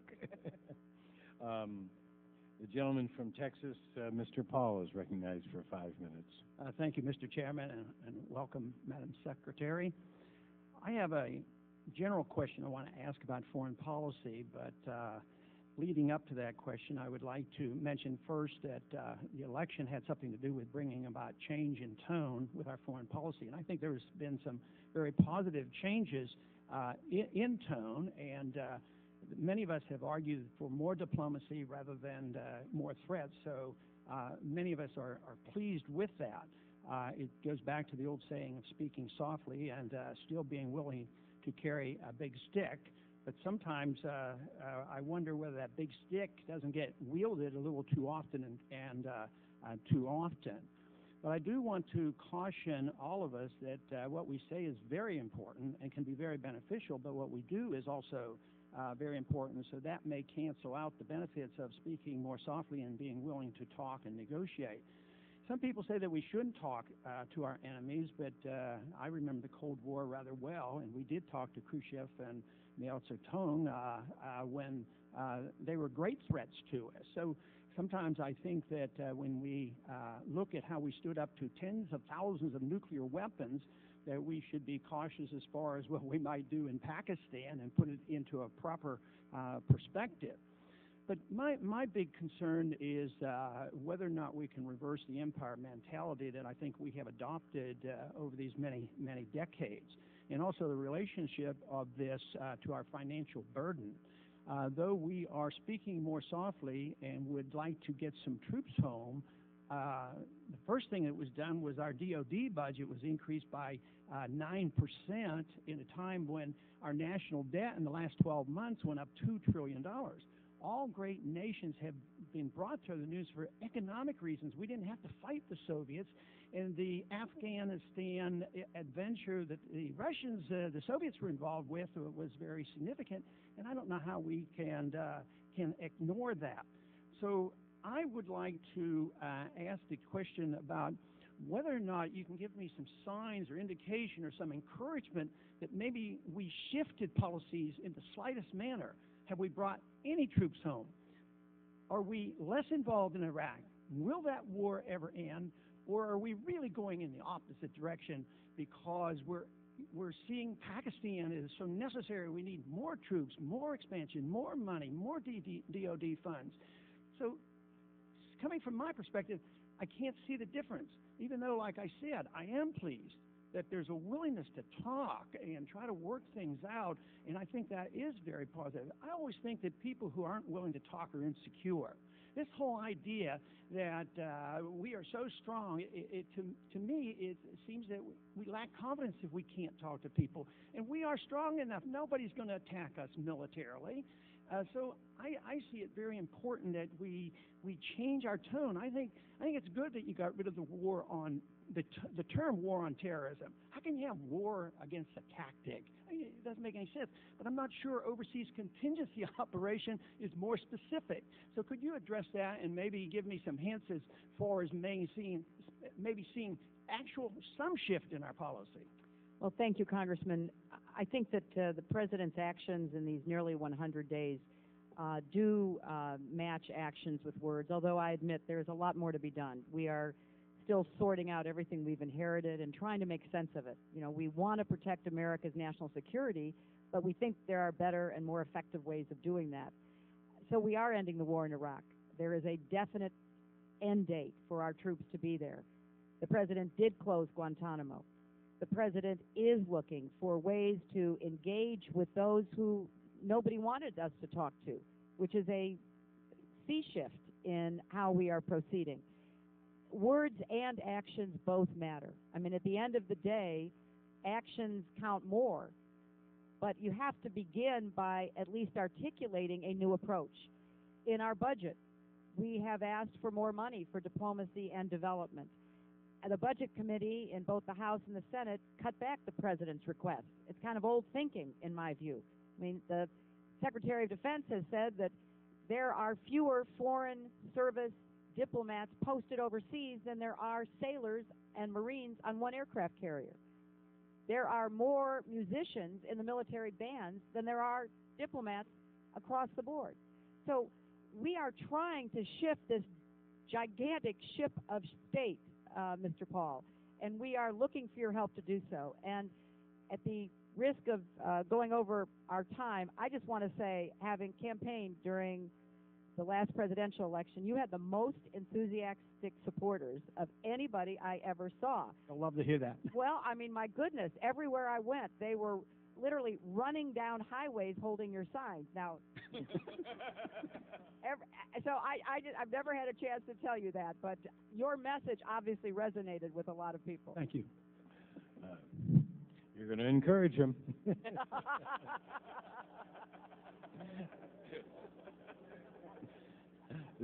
The gentleman from Florida, Mr. Wexler, is recognized for 5 minutes. Thank you, Mr. Chairman. Madam Secretary, Mr. Engel and I were just talking to each other and saying that we think you're an extraordinary Secretary of State, and I am absolutely confident that you are destined to be one of our nation's finest diplomats. I don't think there's any question about that. If I could raise three issues, if I may, Madam Secretary. One, an issue that is of great personal importance to me, and I know you're very familiar with it. Robert Levinson, former FBI agent who is being held in Iran. My understanding is that Ambassador Holbrooke gave a letter to Iranian officials recently, and I was hoping that you might provide an update. Two, with respect to Turkey and Armenia, both you and the President have visited, and I was hoping that you might comment on the potential for an extraordinary breakthrough in terms of the normalization of relations, the possible opening of borders, and the possible bridging some extraordinarily difficult issues between the Turkish and the Armenian people. And if you could quickly comment as well in terms of Azerbaijan, the potential possibly with respect to the Nagorno-Karabakh conflict, what is happening. Third, if I may, quickly mention Indonesia. I think there was an Economist magazine recently that on one of the headlines said, Indonesia, a model for Muslims. Mr. Burton and I, not too long ago, started a Indonesia caucus because of the extraordinary potential for American-Indonesian relations, the fact that President Yudhoyono is a Democrat in the finest of historical ways. He has turned around his country in a remarkable feat given the humanitarian crises that Indonesia has endured. And I was hoping that you might tell us in terms of what prospects there are with American-Indonesian relations in terms of yet another very positive election in Indonesia. Thank you, Madam Secretary. Well, Mr. Wexler, those are really important points, and I'll quickly try to answer them. First, as to Robert Levinson, yes, we did continue our efforts to try to obtain information about Mr. Levinson. His family, as you know, has suffered deeply because there is absolutely nothing coming out of the Iranian government. He was mentioned in the letter that we passed on to the Iranian government in The Hague, and we are going to continue to press this at every turn. And as well, Roxana Sabiri, who is being held in an arbitrary and terribly unfair, unprecedented, unjustified way. She should be able to come home, and we hope that we can achieve that. With respect to Turkey and Armenia, I've been very encouraged by the bold steps that have recently been taken in this direction by Turkish and Armenian leaders to reconcile their countries with each other and with their shared and painful past. I believe that the steps that Turkey and Armenia are taking toward normalizing relations and opening their borders will foster a better environment for confronting that shared tragic history. The Turkish and Armenian governments have sought U.S. support and encouragement of their reconciliation efforts, and following that request, both the President and I have supported them fully. We have also assured the government of Azerbaijan that we will intensify our efforts to resolve the conflict over Nagorno-Karabakh and other outstanding issues between Azerbaijan and Armenia. There is a Minsk process, as you know, that we are going to be deeply engaged in. We already are. We've sent a State Department official to Azerbaijan, I think, 2 times in the last 3 weeks, and we hope that there will be some resolution in the next months. Finally, let me thank you for mentioning Indonesia. As I mentioned in my opening remarks, I see Indonesia as an anchor country, a regional power. When I was there on my first trip as Secretary of State, I said, if you want to see a country where democracy and Islam and secularism and women's rights coexist together, that is Indonesia. It's a young democracy, but President Yudhoyono and his government have made enormous strides, and I think that the United States has to continue to work with Indonesia and support their democratic and economic development. I think it's a very big piece of business for the United States, and I applaud you and Mr. Burton for starting the Indonesia caucus. Thank you. The time of the gentleman has expired. The gentleman from Arizona, Mr. Flake, is recognized. Thank you, Mr. Chairman. Thank you, Madam Secretary. I want to follow a bit on what Dr. Paul mentioned and praise the administration for its act of diplomacy, and in particular for the action that has been taken on Cuba to allow Cuban Americans the right to visit family as frequently as they would like to. I think that is both humane and the right thing to do, and so I think that was a good move. My concern moving forward is that there have been certain signals from some in the administration that we may want to condition future action on Cuba based on what the Cubans do.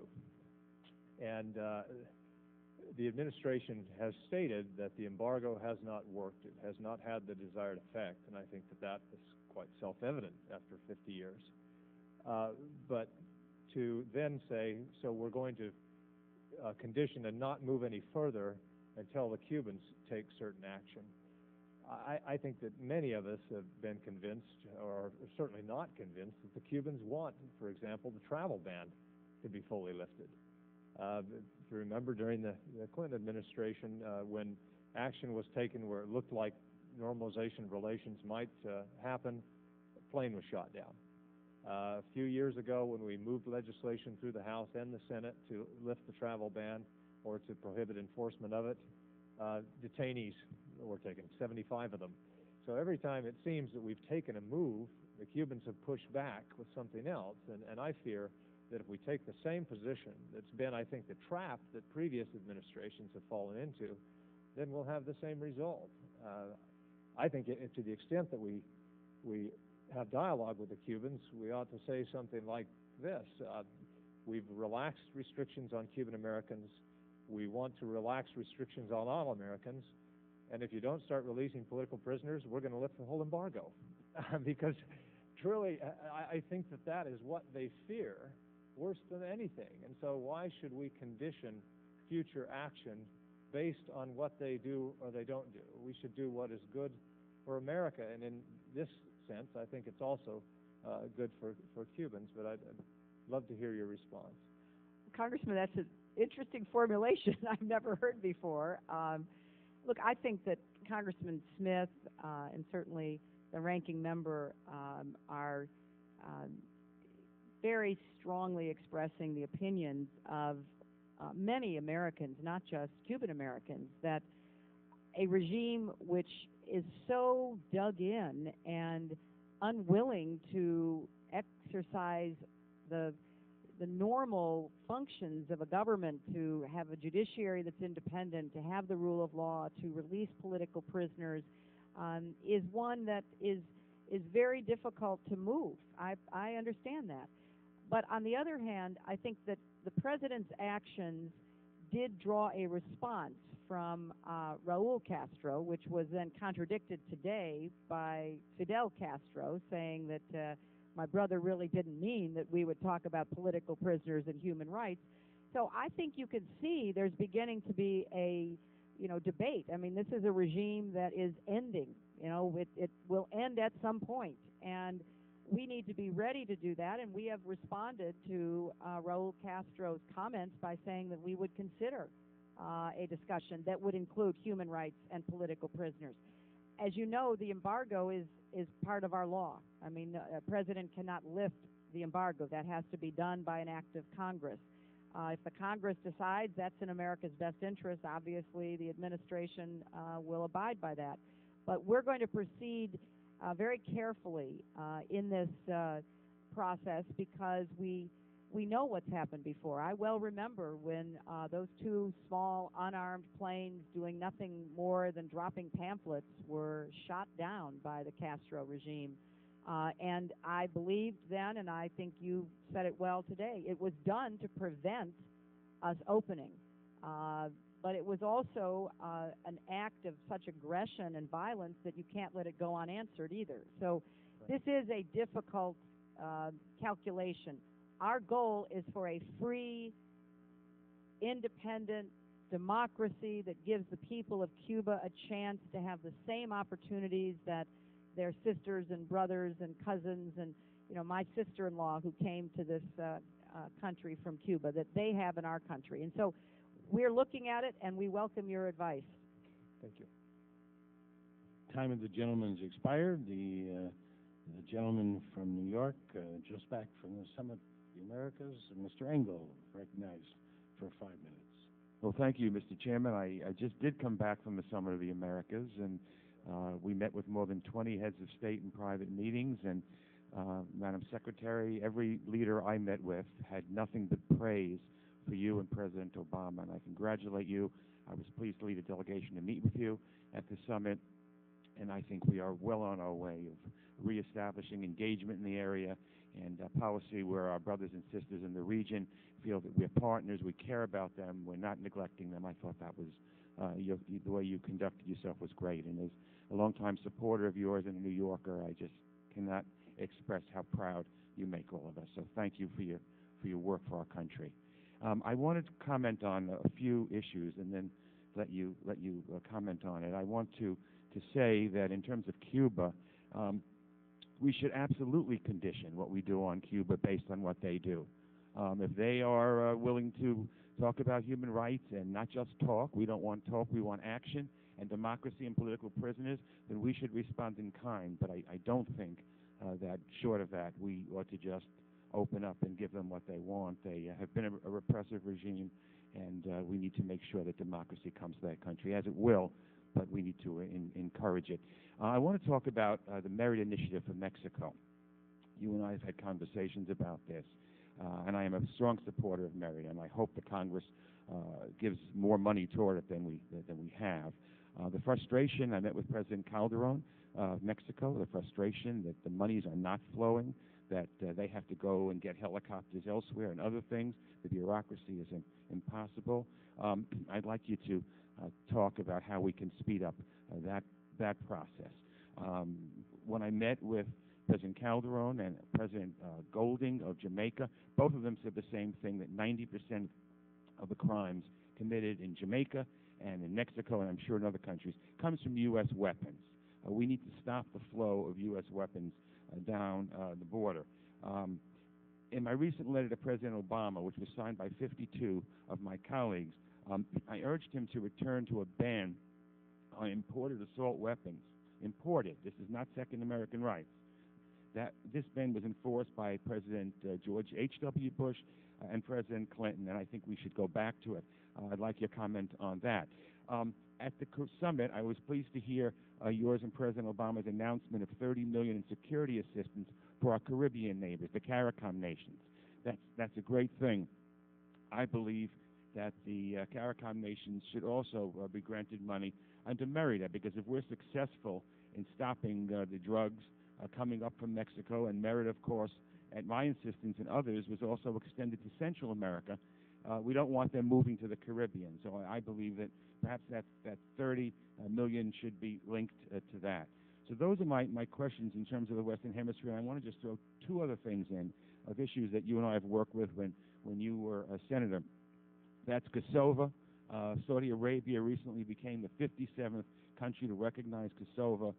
I'm wondering, I'm glad this administration is pushing nations to recognize them, and I'm just wondering if you could comment on that and what you expect to happen at the International Court of Justice. And finally, I want to express the concern that the ranking member expressed vis-a-vis Gaza aid. It doesn't fall into the hands of Hamas, and particularly in response to what the Israeli Prime Minister, the new government, has said that they are going to put a priority on negotiations with Iran before they move forward with the Palestinian situation. I know that's a lot, but I'd be grateful for any of your comments. Well, thank you. And you have 1 minute and 3 Yes, seconds. I'll talk as fast as I can. On the MERIDA initiative, we've got to get the money flowing. Honestly, I don't understand why it's so hard, and we're really digging deep to figure this out. In the supplemental, there is money for 3 Black Hawk helicopters for Mexico. I urge everybody to support this. During my visit, it became abundantly clear that the Mexican government and the police and the army, they're outgunned by the drug cartels. We need to try to right that balance.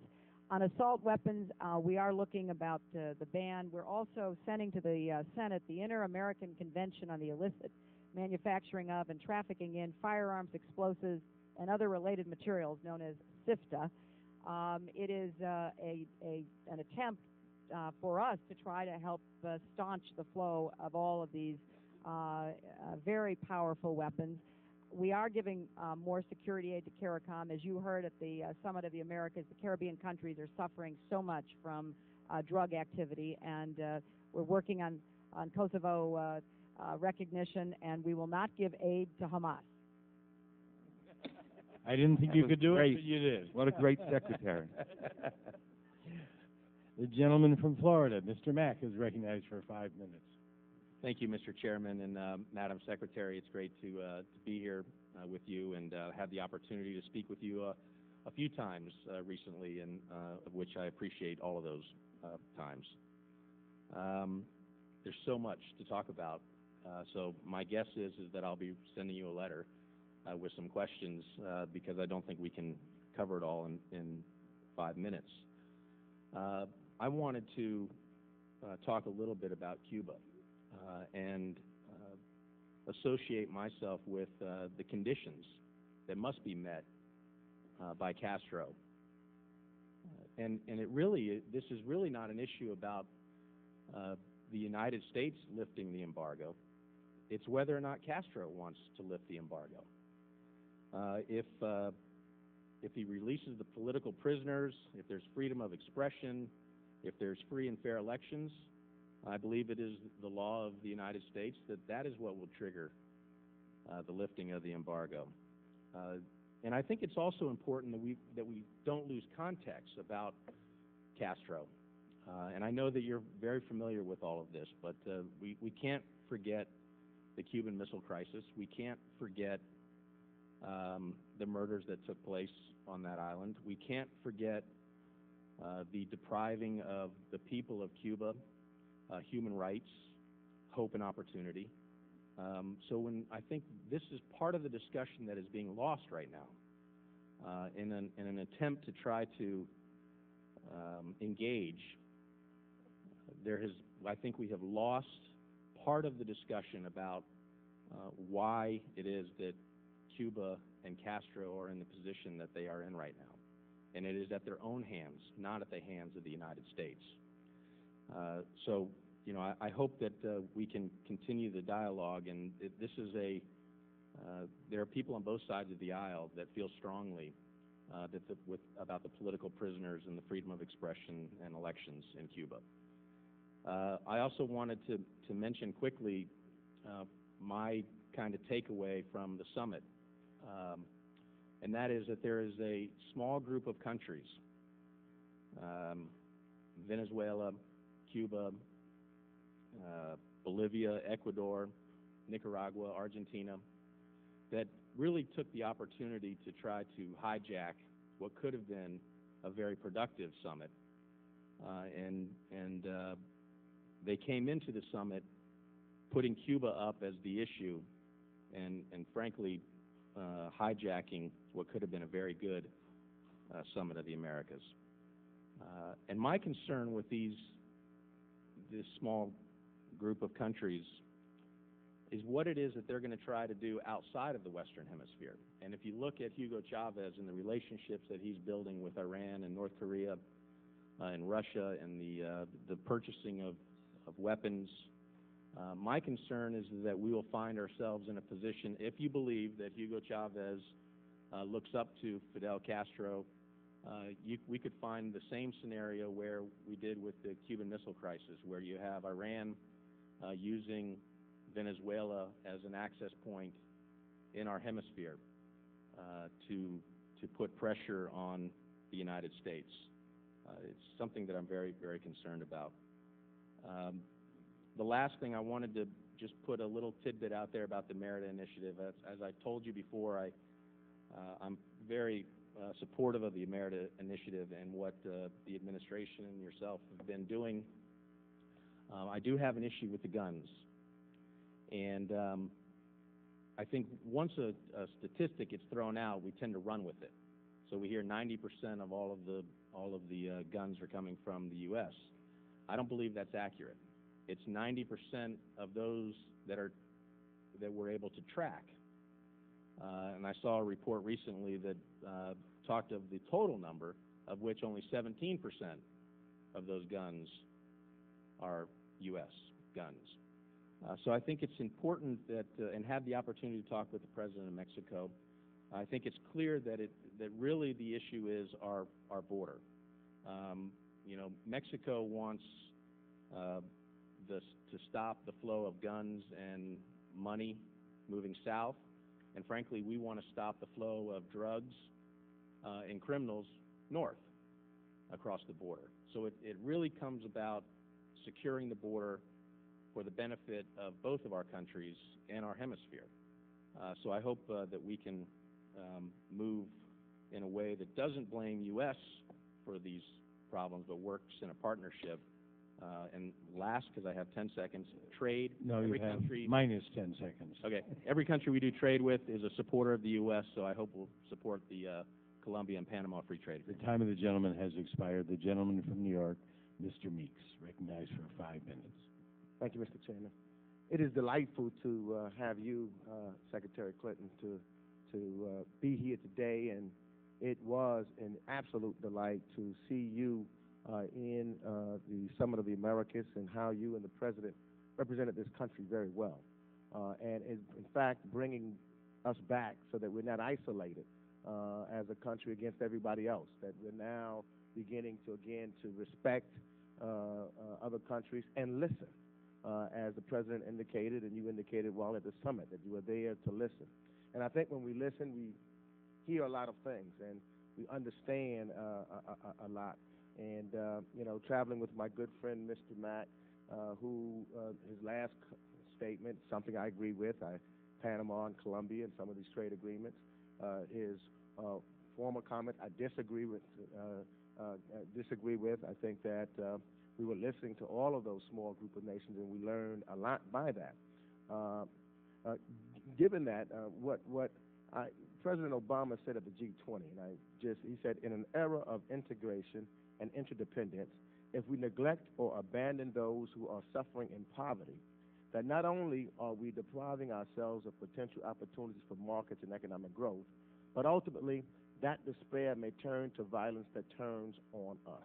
I couldn't agree with the statement more. And when we look at poverty all over the world, but I like to, especially looking at it in the Western Hemisphere where we just came back from, you see that I believe that one of the mechanisms of which we can resolve some of that is some of these trade agreements. However, what has to be done or contained therein is trade capacity building. And I don't know whether or not we have focused enough on that issue and to make it clearly defined as to the success of trade capacity building.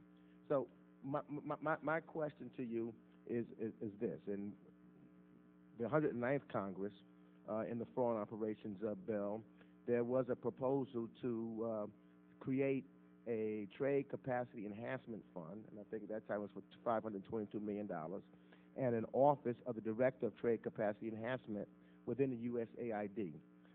This new office would have been responsible for USAID trade capacity building programs, as well as coordinating government-wide trade capacity programs to all U.S. agencies. And these changes in the funding and management would have represented an initiative to make trade capacity building a higher priority. So my question to you is, what are your thoughts about creating this Director of Trade Capacity? What do you think it would be the best way to promote and to evaluate the effectiveness of capacity building? And do you think that there should be some innovative ideas so that we can try to combat the problem of poverty? Because if you talk to, whether it's, and that affects particularly the indigenous and Africans, people of African descent in Latin America, which is some of the issues that you hear someone like an Evo Morales talk about, and others who I don't think that we need to demonize. We need to understand from which they come and why they take some of the positions that they take. I'd love to hear your opinion on that. Well, Congressman Meeks, I think that your question really suggests the need for a much more in-depth discussion about trade. I mean, it's not enough to say we're for it or against it. We are for the right kind of trade that actually does enhance the well-being of our own country and other countries and deep into those countries. As you say, marginalized people, indigenous, African descent in Latin America. So I'm very open to exploring what we can do more to build trade capacity. Specifically with respect to Panama and Colombia, we had numerous conversations, as many of you who were there at the summit did, with the representatives of those two countries, and made it clear that there were steps they had to take in order to enable the Obama administration to fight for and support those trade agreements. But I think you've put your finger on the deeper question. How do we make sure that the benefits of trade really get below just the upper echelons of any society? That's our question for what happens abroad. And here at home, what do we need to do to enhance our own social safety net and our capacity to make sure that as commerce moves, our people are not left behind? And that's the kind of discussion we should have. So I would really welcome your ideas about how to do this, either with a fund or some other steps we could take.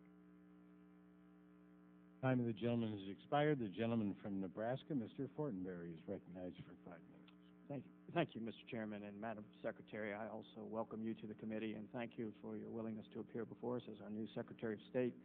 I did appreciate your opening remarks. I also appreciated the brief dialogue that we had after President Obama's joint speech to the joint session of Congress regarding the potential development of nuclear weapons capability in Iran. As I said then, I extend a hand of friendship. I stand ready to work with you in any creative way to work towards some solution on that most pressing difficulty and the other seemingly intractable issues throughout the Middle East. A number of us also met with Ambassador Mitchell recently, and I appreciate the good work he's doing on your behalf on the Israeli-Palestinian question. However, Madam Secretary, my heart is also deeply conflicted. While I do appreciate your heartfelt remarks and observations overseas of women suffering from deplorable conditions, I am deeply grieved by your response to Congressman Smith's question. Your remarks last month when you called Margaret Sanger, the founder of Planned Parenthood, a person whom you enormously admire, were stunning to me. Margaret Sanger clearly embraced bigotry and racism. She advocated for the elimination of the disabled, the downtrodden, and the black child.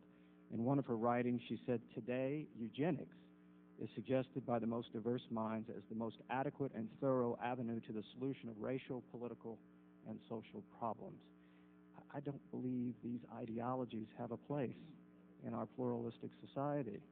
And you went on to say that you will use American foreign policy in your position to further reproductive rights, which includes abortion across the globe. Madam Secretary, I don't believe we should use American foreign policy to export abortion. This will undermine, in my view, our foreign relations in many areas throughout the world, including Latin America and Africa, and among Muslim peoples. Promoting the international abortion industry is an imposition of our own woundedness upon others. Abortion has caused tremendous grief in this society, and its export, I believe, will be seen as a form of neocolonialism that is paternalistic and elitist and an assault on the dignity, especially the poor and vulnerable. I believe women deserve better. Women throughout the world deserve better. Madam Secretary, I just urge you to consider another way, one that upholds the genius of womanhood and the life nestled within her. And no matter how difficult the circumstances, I just believe we should be big enough and bold enough to celebrate the beautiful gift of life.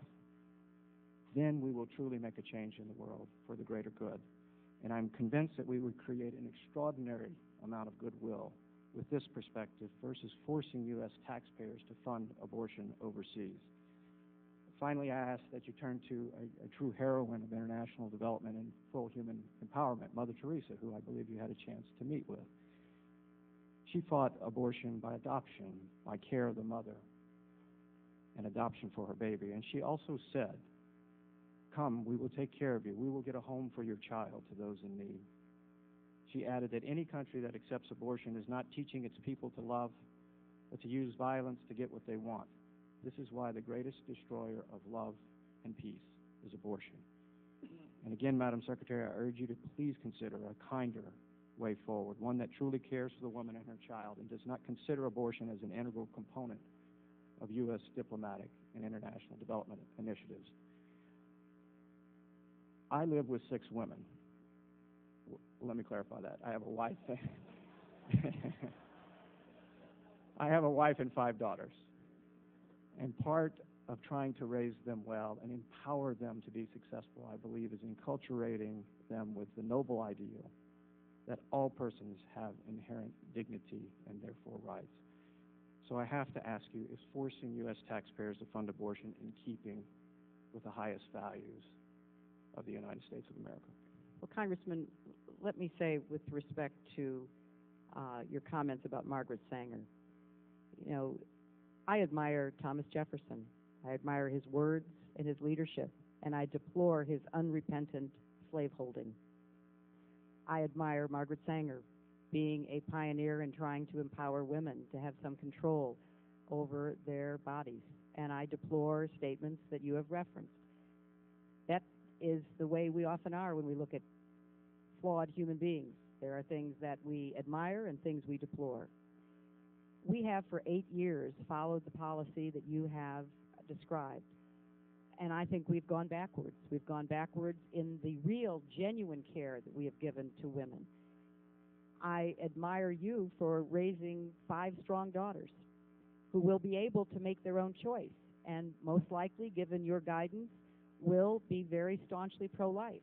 But that is a choice that they will be able to exercise as free, independent American women. That's what I want for all women. Time of the gentleman has expired. The gentlelady from California, Ambassador Watson, is recognized for... Mr. Chairman, I really want to thank you for providing this time. And also, Secretary Hillary Clinton, you are a breath of fresh air. I have watched your movements around the globe, and you're talking peace. And I carry the attitude that peace will not come at the end of a gun, but only with us negotiating and, as the President says, listening, and I've heard you say that many, many times, learning and then leading. And we want to provide for you the policy tools that you will need to continue your diplomatic efforts globally. I am concerned about the staffing shortages you're going to face as we start to leave Iraq. We know that we have a greater responsibility left behind. How do we help that nation rebuild, and how do we help it stabilize? And so I'm hoping that we can come up with a way to support your staffing of the embassy there. As you know, under the former administration, we were building the largest embassy in the world and looking to hire 5,000. Well, we stopped that because I didn't think we needed to invest $1 billion. If we were going to build the largest embassy in the world, it should be in China or India or in that area of the world. So what can we do to enhance your ability to continue to spread peace, to continue to listening? And then I also want you to comment, we went just a few weeks ago to Addis Ababa, Ethiopia, to Inter-Parliamentary Union. We pulled our membership out in 1997. When we arrived there as observers, 5 of us, and led by Congressman Cornahan. I know his name like I know my own, but I'm trying to rush his very fine leadership. We were welcomed with open arms. They were so glad to see Americans participating on the world stage. There were 150 nations involved. We pulled out in 97. We were sent to assess the value of re-entering the group. But I can tell you, the conversations we had offside, the bilateral conversations we had while there, and people who came up to me after I talked about the condition of adolescent girls and women women in the world. I had a woman come up with a full burqa on with only her eyes showing all in black, and another one, Saudi Arabia, and another one coming up and saying, please help us empower our women. So how do you feel about us rejoining the IPU, and what tools can we then provide you so you continue your policies of peace? Thank you so much, Congresswoman. And you know, your question about Iraq is incredibly important. We finally were able last evening to get an ambassador confirmed, so Ambassador Hill is on his way to Baghdad. It's very difficult for a lot of countries to understand our system, that it would take so long for us to have ambassadors or confirmed high-level appointees, but thankfully we will have a very experienced, seasoned diplomat leading our mission there. And our work will be guided by the strategic agreement entered into between the United States and Iraq as to how we will work together on a number of issues, ranging from supporting their civil society and good governance and anti-corruption and the oil industry and so much else. We are going to have to work extremely hard, though, because, as you say, this embassy has been on a war footing. And how we begin to transition to, peace and stability and a long-term relationship between the United States and Iraq will be quite challenging. But we are determined to do that, and we will undertake it under Ambassador Hill's leadership. With respect to the Interparliamentary Union, I'm reminded of Winston Churchill, one of the great war leaders of all time, who famously said, it's always better to jaw than war. Talking forums, you can learn things. And occasionally, as we saw with the Conference Against Racism, when it is hijacked by, vile and unacceptable rhetoric, then you have the option of walking out and showing your displeasure or not participating, as we chose not to do. But I think that, it is always in our interest to try to explore and test the waters and see what we can accomplish together. Time of the gentlelady has expired. The gentleman from South Carolina, Mr. Inglis, is recognized for 5 minutes. Thank you, Mr. Chairman. Madam Secretary, in February on your Asia tour, you said that we have to continue to press China on Taiwan, Tibet, and human rights. How about forced abortion? You want me to answer that? Yeah. Well, in 1995, I was the first person to speak out against forced abortion in China at the 4th Annual United Nations Women's Conference. I consider any governmental imposition that imposes government policy on women to be absolutely unacceptable.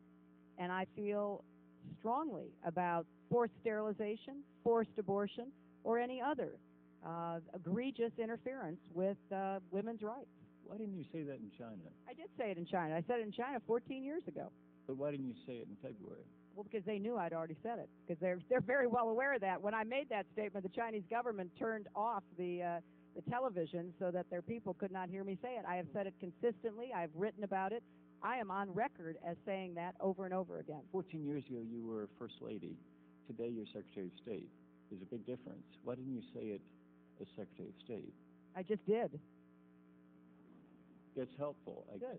Because the thing that concerns me, is if you look at the 2008 State Department Human Rights Report, it says, quote, China's human rights record remained poor and worsened in some areas. In addition, since 1999, the Secretary of State has designated China as a country of particular concern for egregious, the word you just used, egregious abuse of religious freedom. China is clearly still one of the world's worst violators of human rights, including religious freedom. Can the U.S. tolerate those things while we seek what you said, global economic crisis, a global climate change crisis, and security crises? Can we ignore those other things while we address with them the things that you mentioned when you were in China? Or does their failure on human rights and things like forced abortion mean that really we must press them on those things in order to get to global economic crisis, the climate change crisis, and the security crises? Well, they are all part of our comprehensive engagement with China.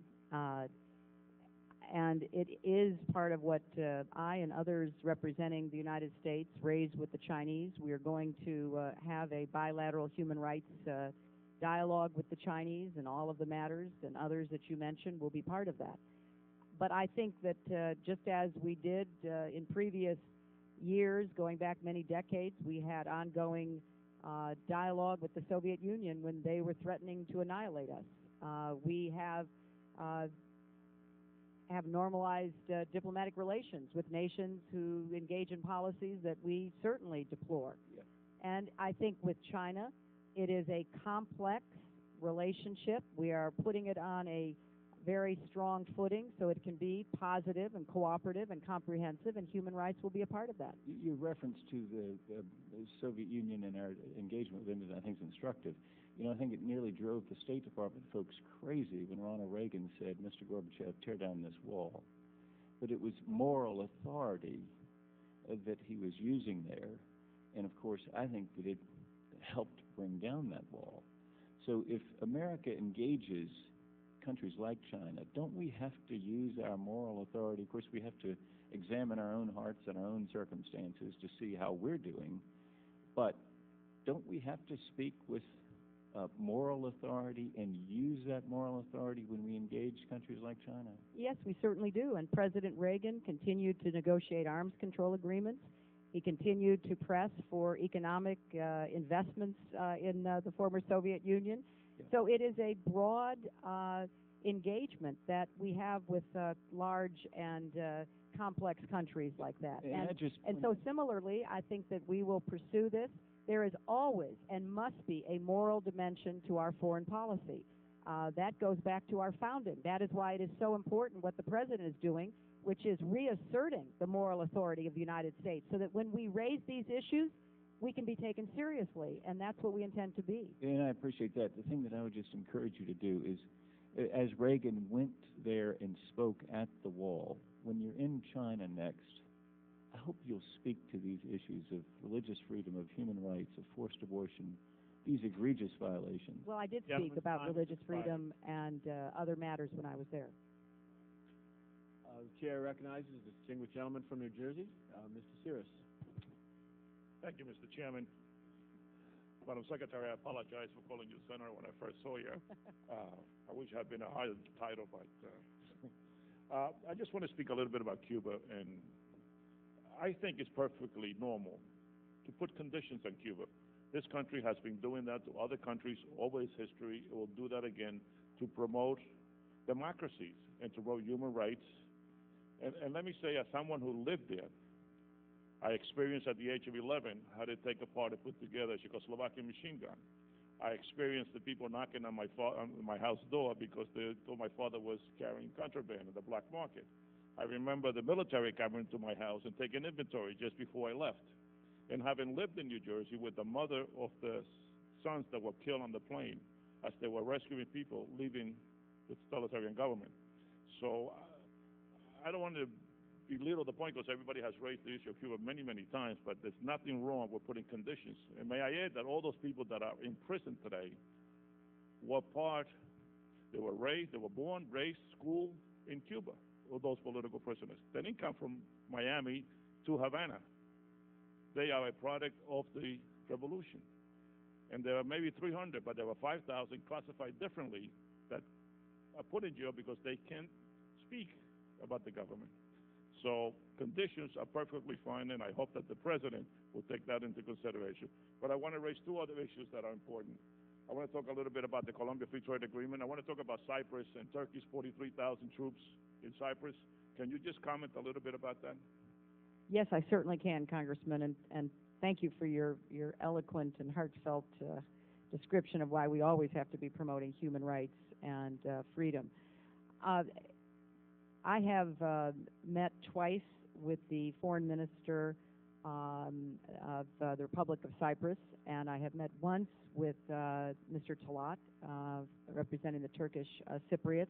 The United States strongly supports a bizonal, bi-communal resolution to the Cyprus talks, and we have told each side that we support their very diligent efforts to try to resolve these matters, including security issues and troop presence. So we're going to do everything we can to support the Cypriots reaching their own resolution.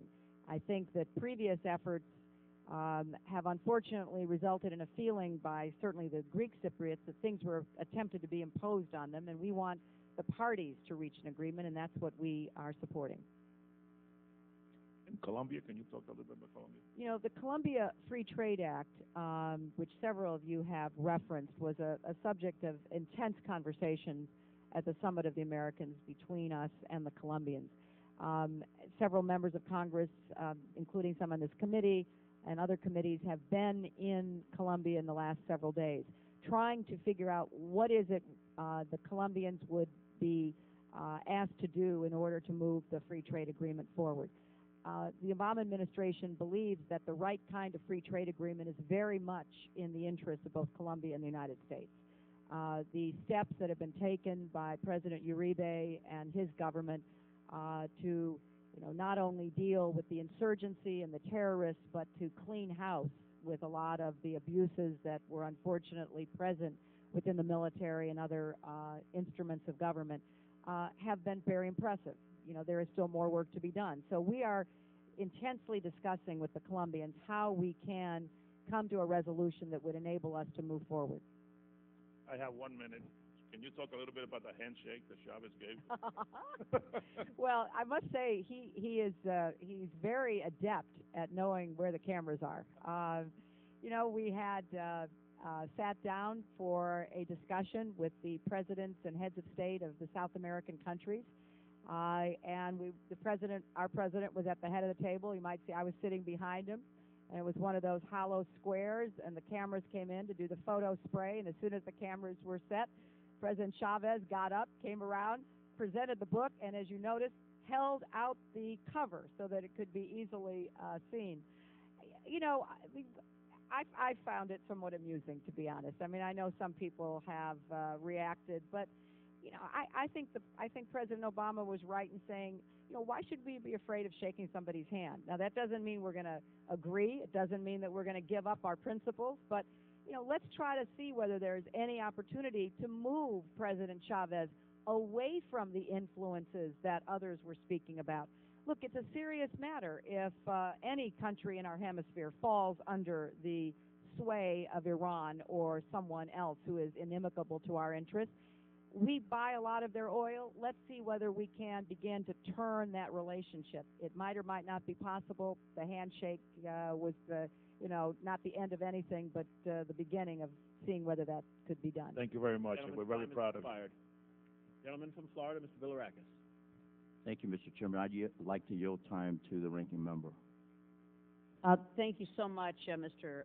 Bilirakis. Madam Secretary, illustrating the perilous security situation in Mexico, I have a constituent of my congressional district, Felix Batista, who disappeared in Mexico in December of 2008, and I will hand this letter to you to respectfully request your help in assisting so many of our constituents who have disappeared in Mexico. Also, Madam Secretary, regarding Haiti, that's so important not only to our entire hemisphere, but very much of importance to South Florida.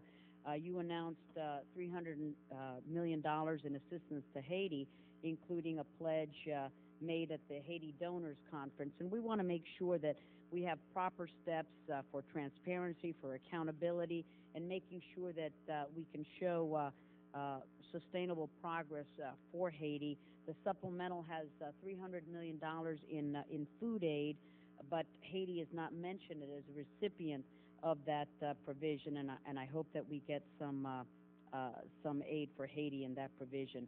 And I will have some other time as well. Thank you, Mr. Bilirakis, for that time, and I yield back to you, sir. Thank you. I have a couple questions, Mr. Chairman. Welcome, Madam Secretary. Can you generally state the administration's policy towards Greece? Could you expound on the issues related to Greece's acceptance into the visa waiver program and Greece's relationship with FIROM? And then I have one more question after that. Thank you very much. Well, Greece is a close ally, a partner within NATO, a country with whom we cooperate on a range of important regional issues. I have met several times with the foreign minister and also with the prime minister, along with President Obama, during the European Union-U.S. Council in Prague. We've discussed the visa waiver issue. We are working with Greece. There are certain requirements that they are working to fulfill that we hope we can be able to bring to resolution. How about on the mutually acceptable resolution on the name issue with FIROM? We very strongly support efforts for a mutually accepted name, and we understand Greece's sensitivities. I've discussed this with our NATO partners, also in my meetings at the EU, and we have urged all the parties to come to a resolution that is acceptable. Thank you. I have one more question with regard to Cyprus.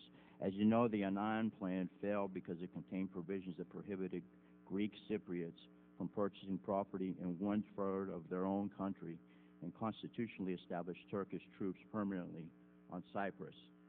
It is my belief that this was bad policy to try to impose an Annan-type plan that would be unacceptable to Western democracies on the Cypriot people. Can you state with any degree of certainty that this administration will not be advocating similar settlement provisions in any future settlement agreements for the reunification of Cyprus? Well, I think your description is accurate, that, as you know so well, the plan was rejected because it was unacceptable to the Greek Cypriots. We have taken the position that this must be a settlement that the two parties agree to themselves. We don't intend to impose anything. We intend to support, insofar as we are able, the negotiations between the parties for what we believe is the best outcome, a bizonal, bicommunal federation that would represent fairly the interests of both communities. Thank you, Madam Secretary. Appreciate it. Thank you, Mr. Chairman. And in my remaining time, Mr. Chairman, may I just quickly respond to the ranking member's comments? You have 56 seconds. We will do everything we can on any missing constituent. And also with respect to Haiti, we did deliver $15 million in food aid, Madam Congresswoman. We are going to look at what else we can do. We will keep you informed about a comprehensive approach we're setting up for Haiti. The gentleman from New York, Mr. McMahon. Thank you, Mr. Chairman. Madam Secretary, I believe it would be unbecoming for a member of Congress to gush publicly, but and even a new member. But let me say, the people of Staten Island and Brooklyn, New York, and all of New York are just so proud of what you did for us in the United States Senate. In particular, my district, as you know, feeling sort of the forgotten people of New York, and what you did for us, and what you now do for our nation, and people around the world now who were forgotten. Feel that they have a champion, and I applaud you and President Obama for his selection of you. I also applaud your ability to gracefully deflect the distracting, sometimes personal slings and arrows of political and special interests hurled at you, and your ability to stay focused on the important international issues we face as a nation. It gives us great pride to see you, even here in this room, be able to exemplify a great American spirit, and we're just so privileged and honored to have you here. One of the reasons I sought a seat on this committee was because I knew that under Chairman Berman, we would be working with you as you revamp our image and our power around the world with a stronger State Department. Specifically, I want to ask questions about Sri Lanka, if I could. First, I commend the State Department's April 16th call on both the Sri Lankan government and the Tamil Tigers to allow the over 140,000 trapped Tamil civilians to escape the conflict zone.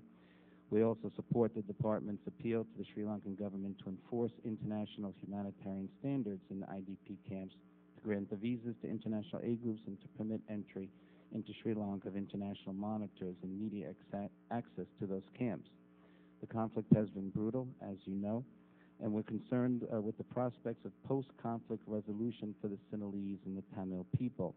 Madam Secretary, does the State Department have any post-conflict plans for the region, and if so, what are they?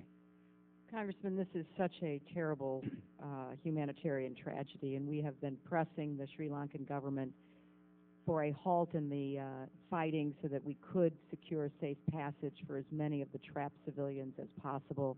As you know, there was a very short lull, but then the fighting has continued. There seems to be very little openness on the part of the Tamil Tiger leadership to cease their efforts so that we could try to get in and help the people. So we are beginning intensive post-conflict planning. We have discussed this with a number of our other allies and partners who share our concerns. I think that the Sri Lankan government knows that the entire world is very disappointed that in its efforts to end what it sees as 25 years of conflict, it is causing such untold suffering. We have made it clear that as soon as there is some lull in the fighting or an end to the fighting, that there has to be not only massive humanitarian aid, but a political resolution. The people who have been waging this internal insurgency for all these years are going to have to be brought into the political process in some way. So we are determined to do what we can along with others to be ready. Thank you.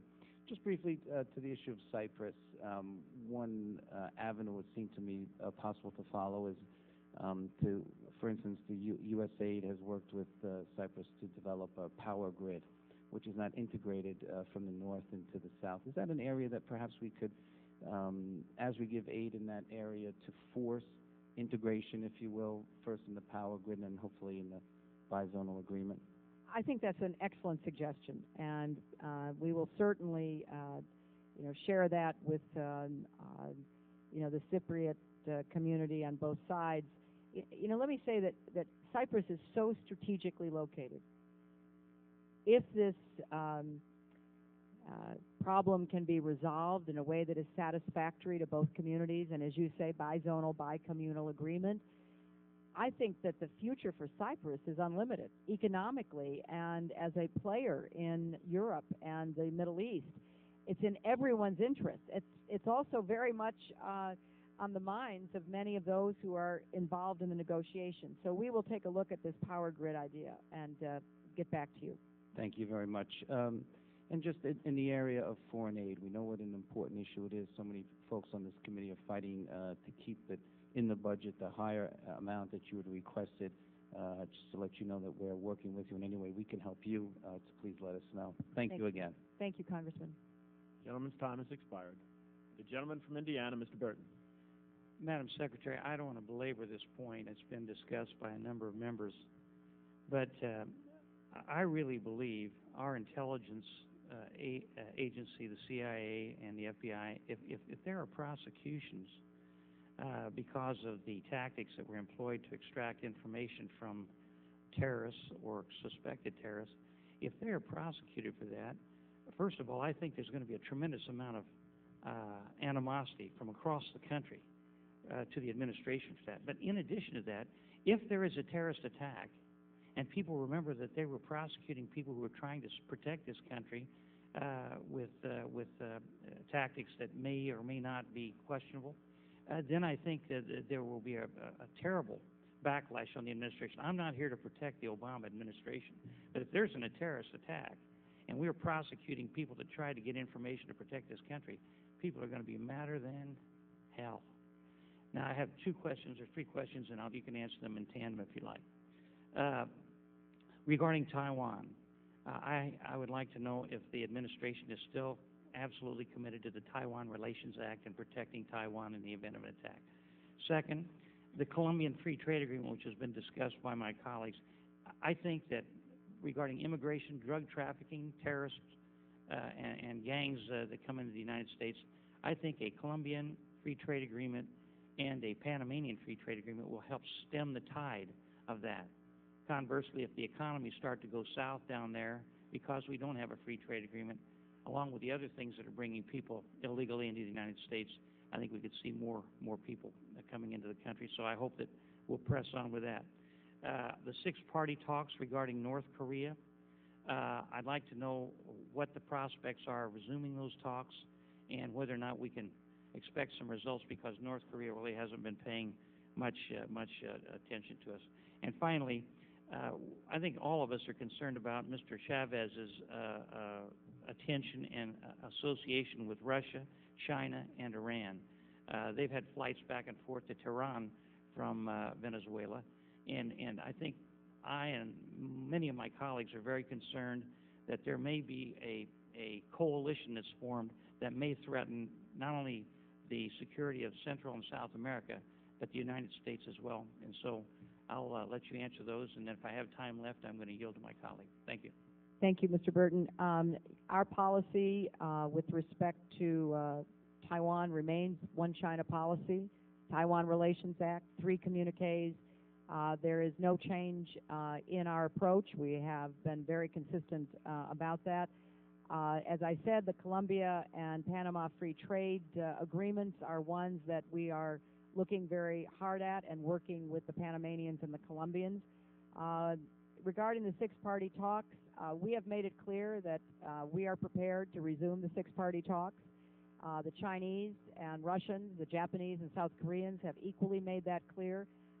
As you know very well, the North Koreans have not demonstrated any willingness to resume the 6-party process. I was pleased by the strong statement that we got unanimously from the United Nations condemning the missile launch, saying that it was in contravention of the United Nations Security Council Resolution 1718. And I think the strong support that we see among the parties against what North Korea is doing will eventually yield fruit. But I think we have to be strong, patient, persistent, and not give in to the kind of back and forth, the unpredictable behavior of the North Korean regime. And finally, the Chavez relationship you described is a result of 8 years of isolating Chavez, and I don't think we believe it's worked very well. We've isolated him, so he's gone elsewhere. I mean, he's a very sociable guy. He's going to look for friends where he can find them, and so he's finding friends in places we'd prefer him not to find friends. So 8 years of isolation has resulted in the kinds of outreach that I think both you and I find troubling. Our belief is if it hasn't worked, why keep it going? Let's see what else might be possible. And during our encounters with President Chavez, we agreed to consider exchanging ambassadors. I think that's a positive development, and we'll see what else can possibly arise from, looking for ways that we can perhaps work together. Gentleman's time has expired. The gentleman from Tennessee, Mr. Tanner. Thank you, Mr. Chairman, and thank you, Madam Secretary, for being here. I want to echo what everyone else has said about the breath of fresh air and the tone that's being set. Let me talk a minute about NATO, if I could. I'm worried that 2009 is a critical year, both for NATO and for our efforts with respect to Pakistan and Afghanistan. I was on active duty during Vietnam days, and a country can only sustain an overseas military expedition so long without a critical mass of popular support behind it at home. And we got derailed during the last administration with the Iraq matter, which very much cut into that critical mass support in Europe by constituents. And we in the NATO Parliamentary Assembly are trying to do everything we can to rebuild that as it relates to Afghanistan and Pakistan, because the two, even though they were interchanged in word by the previous administration, are completely different in our view. And so if one believes that we have to show some progress in Afghanistan, Pakistan this year to maintain that critical mass of public support from our European allies, I think we have a window of opportunity to do that, but we have to act and act quickly. Since I left you in Strasbourg, Kale, I went to Lithuania, Ukraine, and Georgia, and then back to Brussels to talk to them about the fact they didn't get in the map, but to keep working at their reforms. what I guess I'm trying to do, and the American delegation is trying to do to NATO PA, is to convince them that even if they cannot do as much hard power maybe as we would like, they can certainly do more soft power, and it's in their interest is every bit as much it is ours to stem the flow of heroin and so poppies and so forth. That ties into then our evolving relationship with Russia and our dependence in some ways, I believe, on our Western and now Eastern European allies to help us with whatever leverage they can provide to help us. And finally, on the strategic plan that NATO is working on, we are working on it as well in NATO PA, and we'll be submitting that to you. And I would hope that maybe at some point I could come down to your office or we could talk further about what is going on, because everybody that I've talked to, from General Jowen, who used to be SACURE, to General Wes Clark, to General Jones, who's National Security Advisor, to General Craddock now, to a person, knows that hard power alone won't get us where we want to go in this new world. Thank you. Well, Congressman, congratulations on becoming the president of the NATO Parliamentary Assembly, and the speech that you gave, which I told you in Strasbourg I thought was an excellent one. I mean, you've just outlined some of the serious challenges facing NATO at this time in its 60th year. Those of us who have passed that landmark age know that you have to take stock of where you are and where you're going, and we need to do that with NATO. And certainly we need to do it vis-a-vis these very important commitments that have been made in Afghanistan by ISAF and by our NATO members. I think all of the points you made are ones that I would really welcome the chance to discuss with you. I personally was quite encouraged by the commitments made both at NATO and then later at the EU. We have all of the forces and support we need for the election, which is a critical milestone in Afghanistan. We need a fair, free, credible, legitimate election process. We are attaining additional troops, somewhere north of 5,000, I think, will be added to our overall total in Afghanistan. But as you point out, the additional support for training the Afghan National Army, for training the Afghan National Police, for helping mentor government officials, for working on anti-corruption and good governance and rule of law, for trying to do more with agricultural production. Afghanistan used to be a net exporter of agricultural goods. It needs to be again, of working with people in the local provinces. So there's a lot of good work being done, and I'd love to discuss it with you. Gentleman's time has expired. Gentleman from Texas, Mr. Poe. Thank you, Mr. Chairman. Madam Secretary, it's good to see you again. I want to zero in on the firearms situation in Mexico. It's been reported by the administration that 90% of the guns that are recovered and firearms recovered in Mexico are from the United States. It seems that ATF has recalculated that and says that it's an error, that it's only 90% of the traceable guns, which turns out to be 17 to 20% of those guns. There are reports that Mexico is an arms bazaar with grenades from South Korea, AK-47s from China, and shoulder-fired rocket launchers from Spain, Israel, and even the former Soviet Union.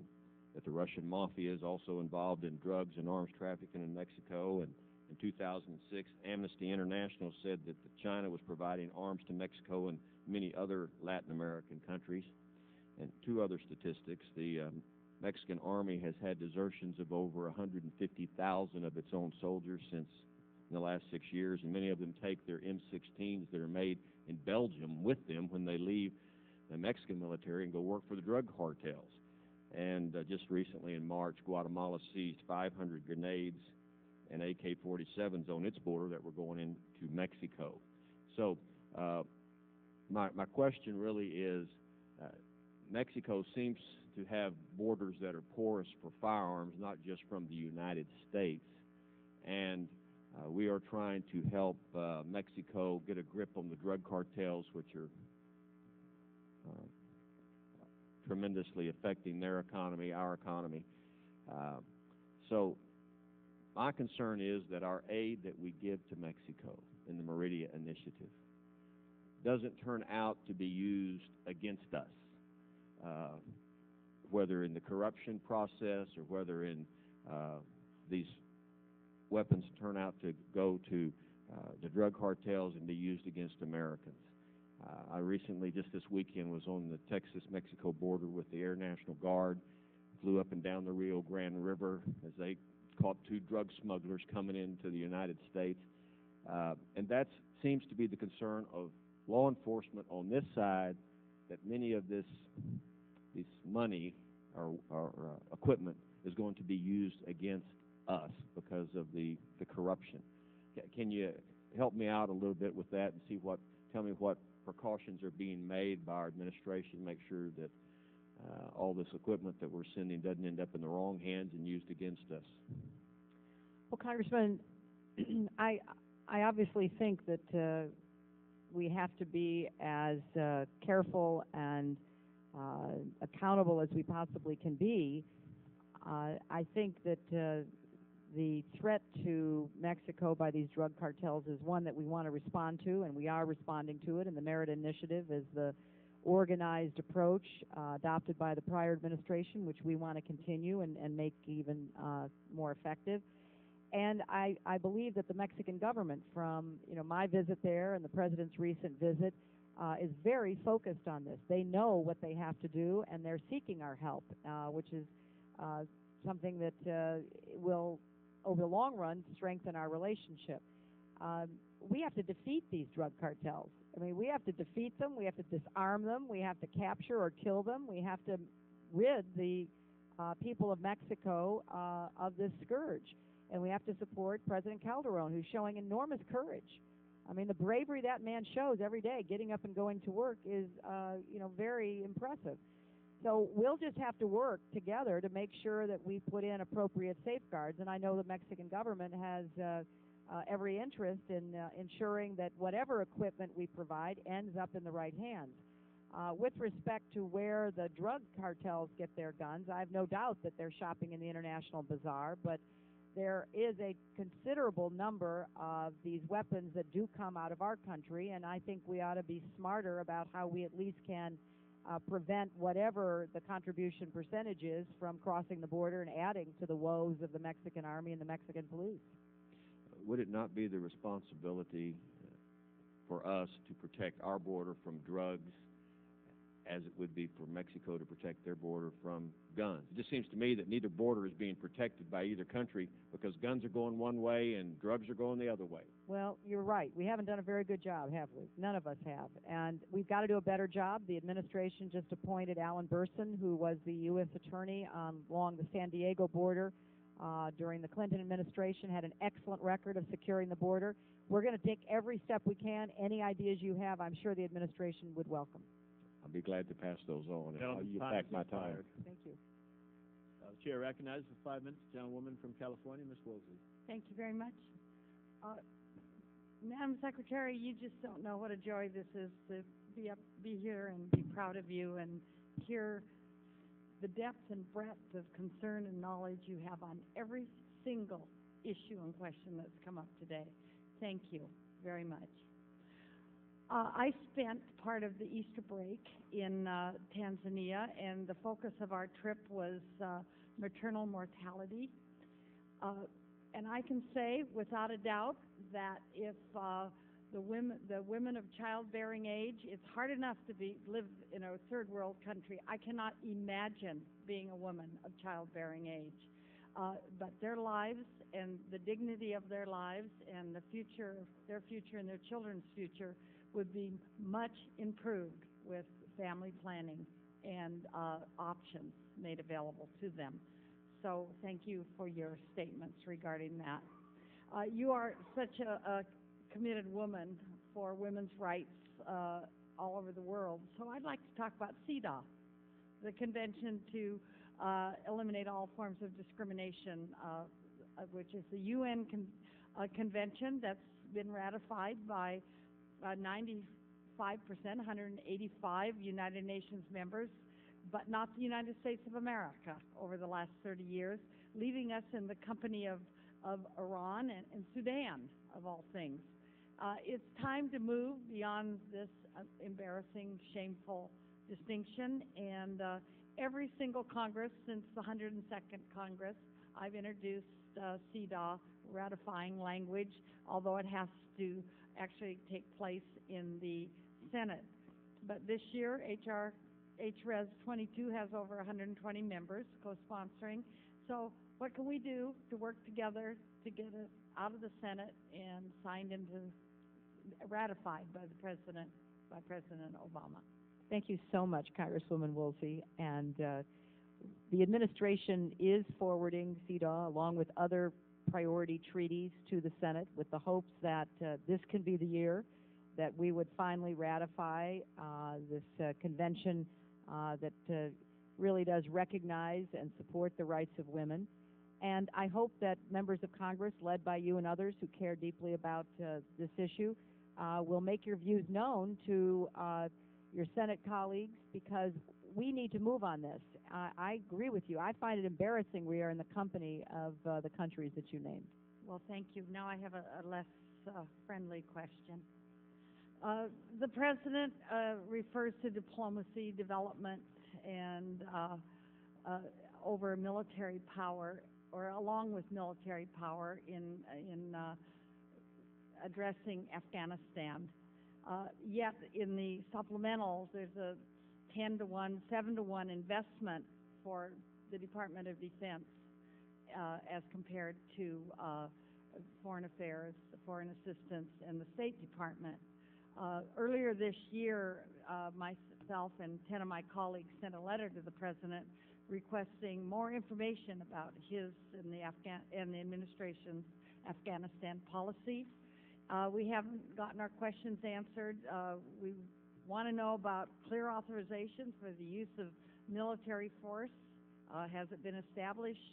Is he going to come to the Congress? How do you define the goals, objectives, and benefits of the United States involvement in Afghanistan? What are the human and financial resources necessary to carry out the administration's plan? What is the timeline for redeployment of our troops and military contractors? How about NATO and the UN? What is their role, and other international partners? And how will the immediate humanitarian and economic needs of the Afghan people be addressed? That was our letter. I don't know if you've seen it. I have not seen it, but I understand the concern behind your questions. And let me just say, Congresswoman, we conducted a very thorough review of the policy we inherited. And we can't go back and wish things had been done differently. We have to start with what we see right in front of us.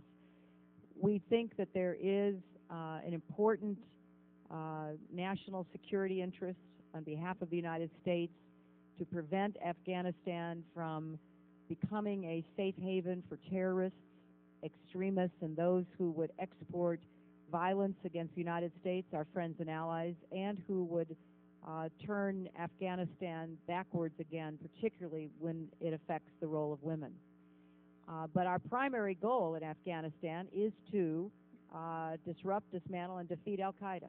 And as someone who represented New York on September 11th, I take that very seriously and am absolutely committed to doing everything I can as Secretary of State to make sure we are not attacked again, and to go after those who attacked us and attack the friends and allies of America.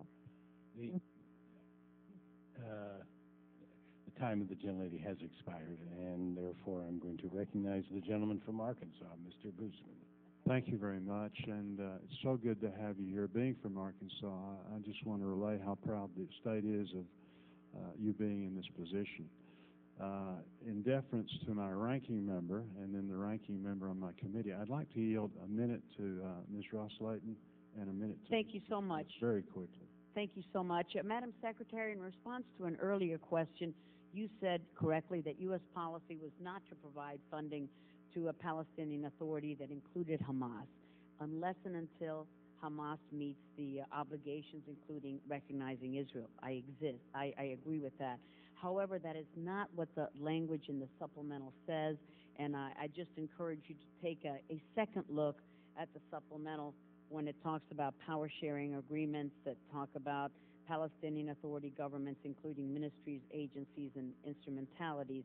I think it's going to leave room there for Hamas to get the funding. I thank the gentleman for the time. I don't wish to take up time, and I would like to yield back to you. Thank you. So if you could take a look at that again, Madam Secretary, for any possible changes in the supplemental language. And I yield to Congressman Smith. I thank Dr. Bozeman for yielding. And Madam Secretary, I believe that words on behalf of the Chinese women need to be backed up by deeds.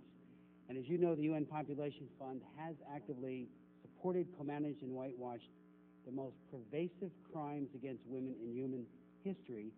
Yet the Obama administration has given a $50 million check and failed, and I believe failed, to enforce the Kemp-Caston anti-coercion law.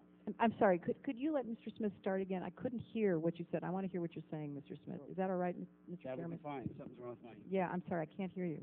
Words on behalf of the Chinese women who are beleaguered by their own government and by non-governmental organizations and others who are enforcing the one-child-per-couple policy need to be backed up by deeds. And my point that I'm making is that in China today, with the UNFPA enabling every day of the week, including in UNFPA-backed counties, women are forcibly aborted. Brothers and sisters are illegal.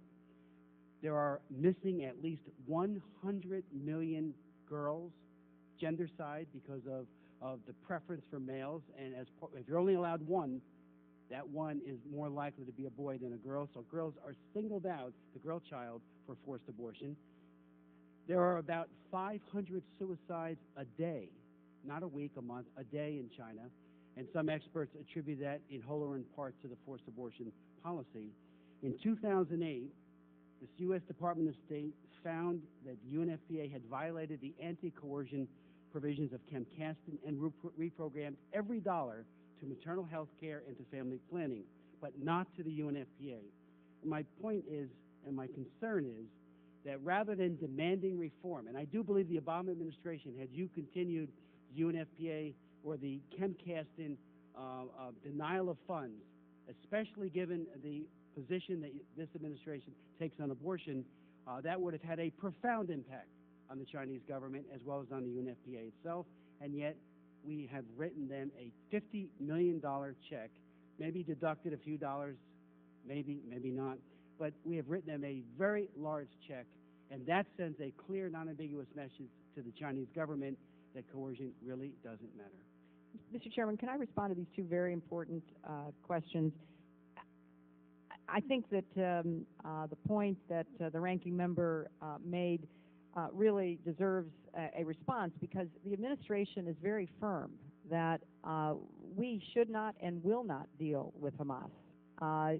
We will not deal with a power-sharing Palestinian Authority government that includes Hamas that does not meet the criteria of recognizing Israel, renouncing violence, and agreeing to all prior agreements entered into by the PLO and the Palestinian Authority. And what we have said is that assistance will not flow to Hamas, any entity controlled by Hamas, and will only be permitted to any power-sharing government in which Hamas participates if the president certifies that the power-sharing government has met the three principles I just outlined.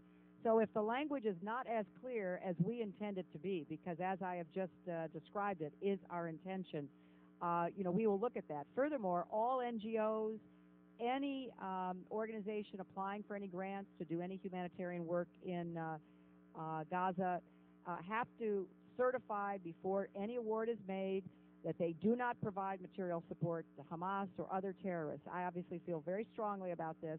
That is our intention. That is our policy. With respect to what Congressman Smith is saying, Congressman Smith, the questions previously jogged my memory. When I was in China, I met with a group of women.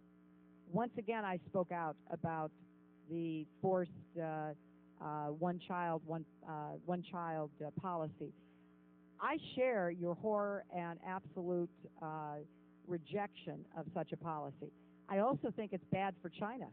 The imbalance between girls and boys is a ticking demographic bomb that is going to explode within their society.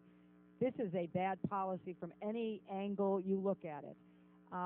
And I don't believe that there is any grounds for our being connected to any policy that supports it, but I will look into the point that you made. The time of the gentleman has expired. The gentlelady from Texas, Ms. Sheila Jackson Lee, is recognized for 5 minutes.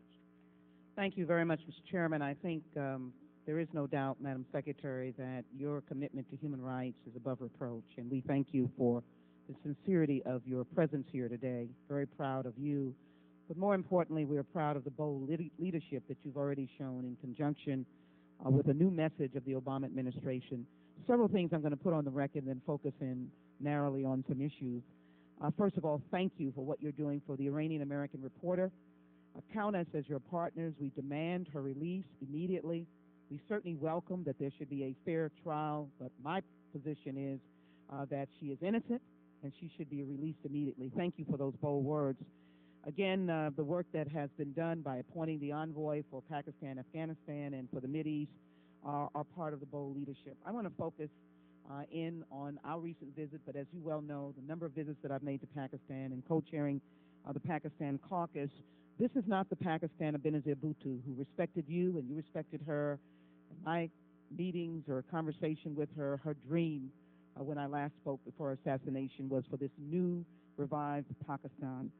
My question is that we need to continue and to accelerate the pressure on the civilian government. You're right. The voices of Pakistani Americans, brilliant people committed to our country, need to be raised with the civilian population. I know there's fear, but sometimes you have to go against fear. I would ask, for example, we just gave $1 billion at the donor conference for conditions that include this. One, they must find a unified government, whether it's Sharif, working with Sadari, Prime Minister. There must be a strong unified government that can confront the issues and SWAT, the use of the Sharia law that is killing women, bloodying individuals, and I'd appreciate your comment on that. Second, let me quickly go to a unified Africa policy that would include the comments of my chairman, Mr. Payne, but also Liberia. And when I say that, that is two opposites, so that we can enrich Africa in its totality.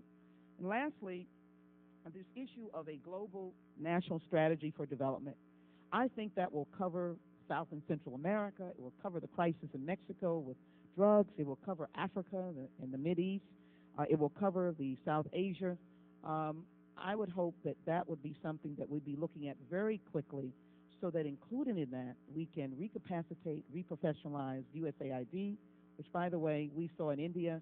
It was fabulous to see them dealing with maternal health, and I'd appreciate your comments on those questions. Thank you again for your leadership. Well, thank you so much, Congresswoman, and thanks for your leadership on behalf of the Pakistani caucus, because I agree completely with you. We need to hear those voices, and I think that could be a very helpful addition to our efforts. I also appreciate your raising Liberia. I had a long meeting yesterday with President Ellen Johnson Sirleaf. What she has done in such a short period of time in Liberia deserves our full support.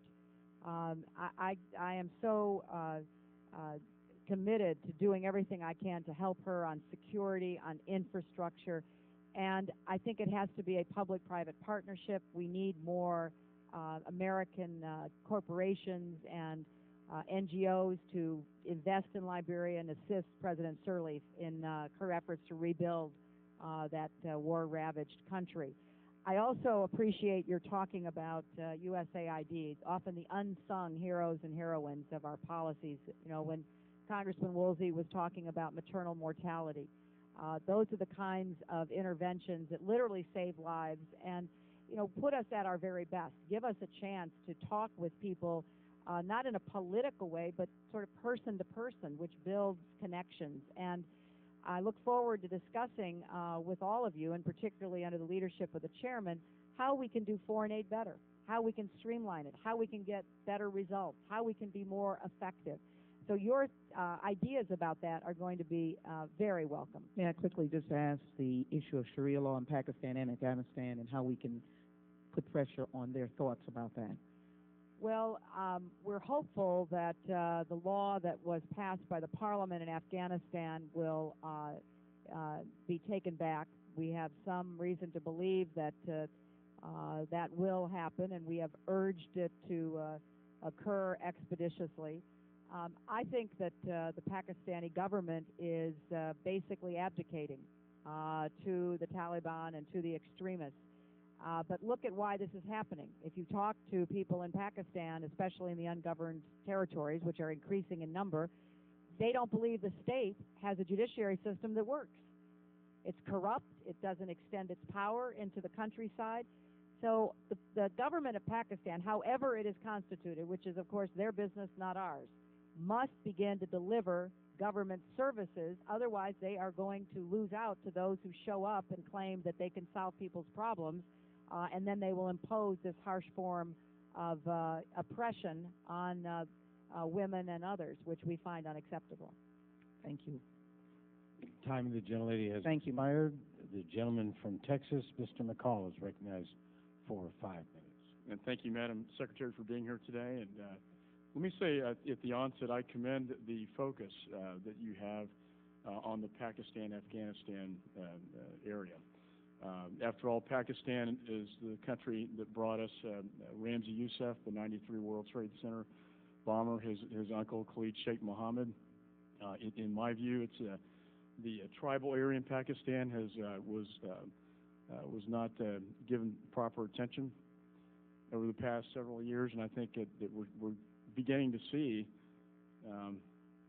as we travel back from Pakistan, that is the terrorist training haven. It's the epicenter in the war on terror, and it has to be the focus of our foreign policy in terms of how we deal with that area. If bin Laden is alive, surely that's where he is. It's the biggest threat to our soldiers in Afghanistan, and it's perhaps the biggest threat to our homeland security. And I would encourage you to keep up the focus in that area. I would hope that we're doing a lot of things that behind the scenes in terms of dealing with that particular area, the Fatah. My question regarding that as it relates to Congress is the funding issue. There's been about $7.5 billion in non-military assistance to Pakistan. We have the coalition funds that reimburse Pakistan. And then we have the A.Q. Khan issue. A.Q. Khan, who is a master proliferator to countries like Iran and to Syria and to North Korea, the first atomic bomb in Pakistan, which is another issue. Shouldn't we be trying to condition the support and this aid and somehow tie this aid to a security agreement with Pakistan that they will no longer allow this area to go to fester and will provide the security necessary to take out al-Qaeda and the Taliban and the Fatah? And shouldn't we also condition that on the ability of the United States to be able to sit down with Mr. Khan, Mr. A.Q. Khan, and get information from him about what could have been one of the largest proliferations of nuclear armament in history? Well, Congressman, thank you for the bipartisan approach that you exhibited in your question concerning Pakistan, because it is a concern for America, and we've got to figure out the best way to deal with it. And we have to try, insofar as it's possible, to sort of overcome any partisan differences. And we welcome your advice and suggestions. We do think that there need to be the right kind of conditions. It's a little bit like the Goldilocks story. I mean, if they're too weak, we don't get changes. If they're too strong, we get a backlash. So we're trying to figure out sort of what is the area that will influence behavior and produce results. We are creating measures of performance that we will share with the Congress so that you and we can follow whether or not we're getting the kind of positive outcomes that we're attempting to achieve. With respect to A.Q. Khan, there's no doubt he is probably the world's greatest proliferator. And the damage that he's done around the world has been incalculable. We have made it very clear that the network had to be dismantled, and it was. There are people who were connected with AQ Khan who are out of business or who were imprisoned. And there are ongoing efforts to continue to obtain useful information. As we develop with the Congress the kind of conditional statements that we want, we have to just be careful that what we put into legislation doesn't stop cooperation instead of further cooperation. And so let us work with you and others to try to figure out exactly sort of what's the sweet spot here. How do we get results? We're not interested in putting money into doing what hasn't worked. And we've seen the situation deteriorate over the last 8 years in Pakistan. And even before, it's been a very difficult country for us to get our arms around and figure out what our ongoing relationship would be like.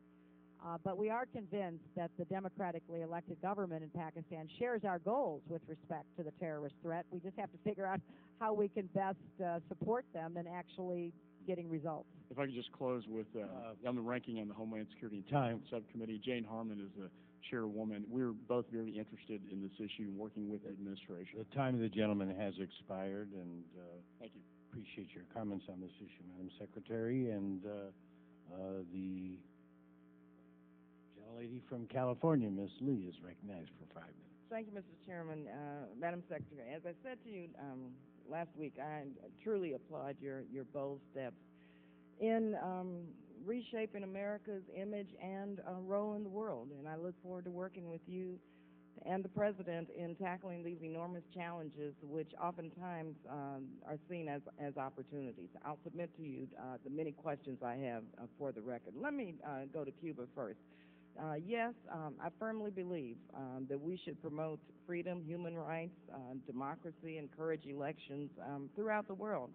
But remember, though, that recent history under the Bush administration shows us that we did this with the Palestinians and we ended up with Hamas. So sometimes it backfires. With regard to Mr. Mack's point about remember the history, well, yes, we do have to remember the history.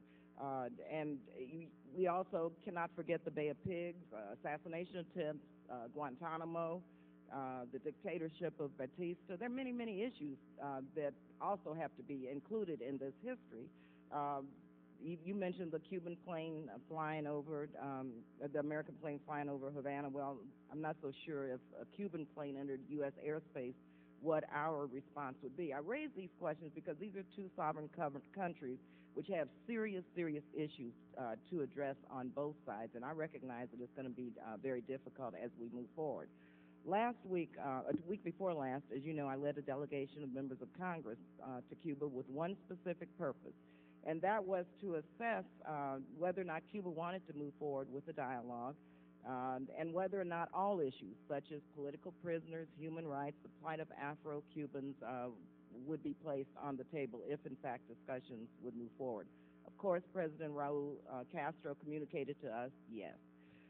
I applaud yourself and the President for moving forward with the family reunification efforts. This is the right thing to do, and the steps that you're taking to help reunite Cuban Americans and Cubans.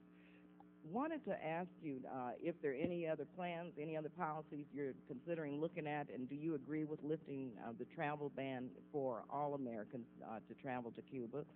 Also, I remember back in 1998, there was a report by the Pentagon that said that Cuba did not present a national security threat to the United States. And so I'm wondering, from your administration's point of view, why is Cuba still on the list of state sponsors of terror? And what can or should Cuba do anything to be removed from the list of state sponsors of terror?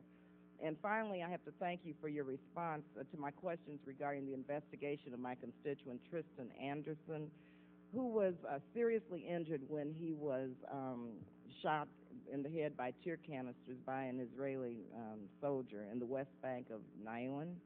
I hope that the State Department will insist that the Israeli government hold those responsible accountable, and that the family and Tristan receive an apology, and I will send you additional questions to that issue. Thank you very much. Good to see you again, Madam Secretary. Thank you, Congresswoman.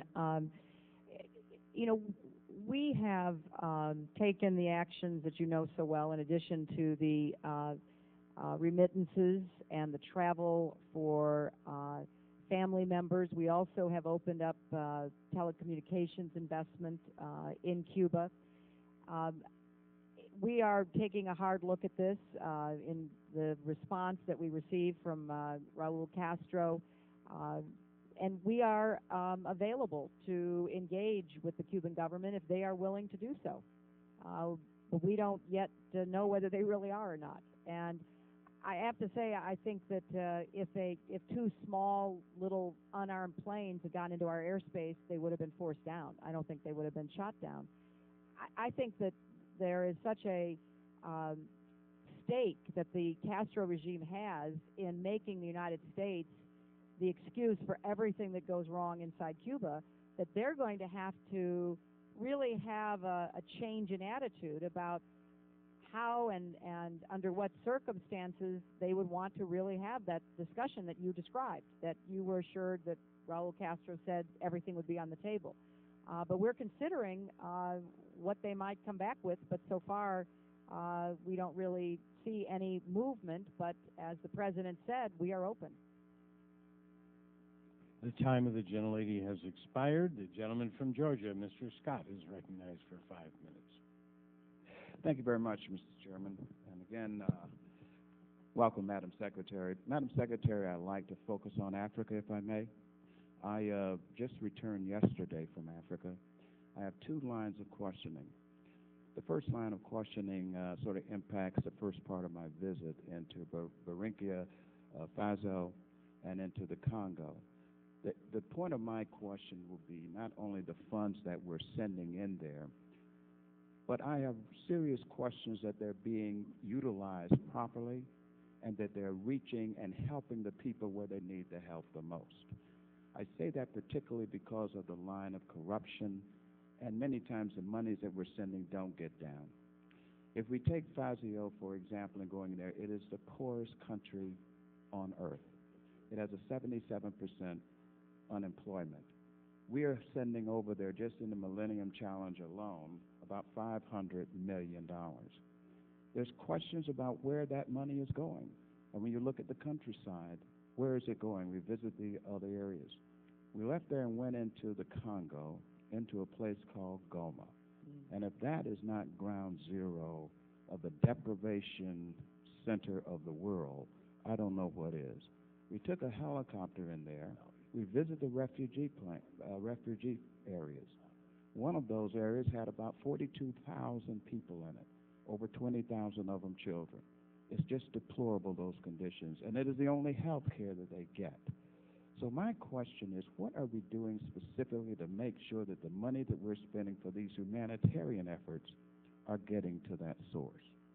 The second line of questioning comes into the security area around the Horn of Africa, where we went into Kenya, and of course Kenya and Yemen also balance that area. There, my question is, how are we going to really effectively thread the needle in being able to bring some stability to that region, especially when we have the Al-Shabaab faction working so expeditiously to undermine the existing fragile government? If we go in, we have a problem. If we stay out, we have a problem. If we use the allies to make it a regional problem, we have a problem, because Kenya, being our most important ally over there, has such internal intrigue going on where they have a two-headed monster government where they're fighting each other. And Al-Shabaab, quite honestly, is getting strong support from Al-Qaeda, and certainly has those training camps right near the Kenyan border. Madam Secretary, Africa is an extraordinary explosion that is soaring in magnitude and consequences if we in the United States don't apply our resources appropriately in terms of the humanitarian effort as witnessed in Goma and Fazio, and our efforts to stabilize that area given the terrorist threat in Kenya and in Somalia. Congressman Scott, I am very happy that not only you visited there, but you have so graphically and dramatically described what you saw. I would underscore the feeling I'm getting from you. Africa is a matter of great national security concern to the United States. This is a continent of such diversity, such promise, and such peril. And you have highlighted two of our biggest challenges. I am committed to doing a better job on the aid we deliver because I share your concerns. I don't know where a lot of it ends up. And our transparency and our accountability measures are not adequate. We waste way too much money on contractors. 50 cents out of every dollar doesn't even end up. It's not even in the pipeline to end up serving the people it should serve. And once it's on the ground, it is really hard to make the case that our aid over decades has made the difference it should have made in the lives of the people of so many African countries. I think we have to start over, Mr. Chairman. I think we've got to ask ourselves, what are we doing and how do we do it better? How do we define our mission and how do we have mechanisms that we can say to the American people are working and look to see the results in so many places elsewhere? With respect to the Horn of Africa, if you look at the map, Yemen is just off the coast of Somalia. The nexus between al-Shabaab and al-Qaeda is growing. And we have to have a strategy for the Horn of Africa that includes trying to stabilize Somalia and help this new federal transition government.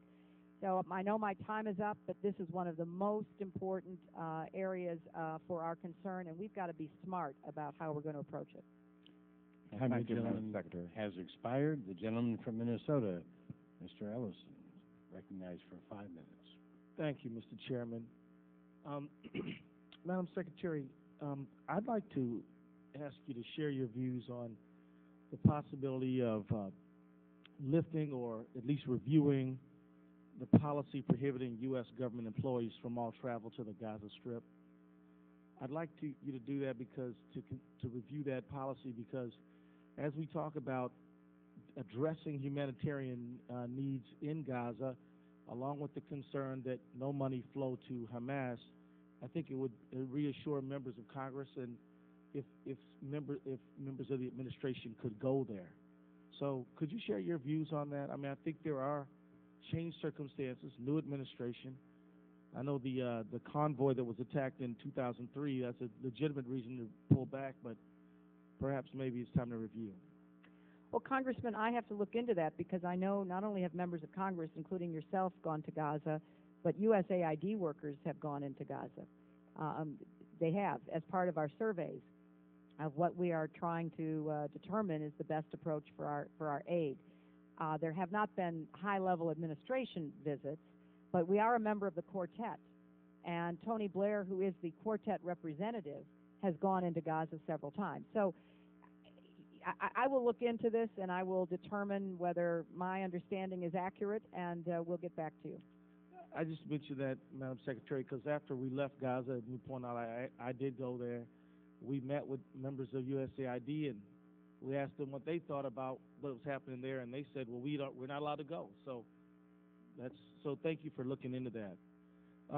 My next question is, I believe that I would like to ask you to consider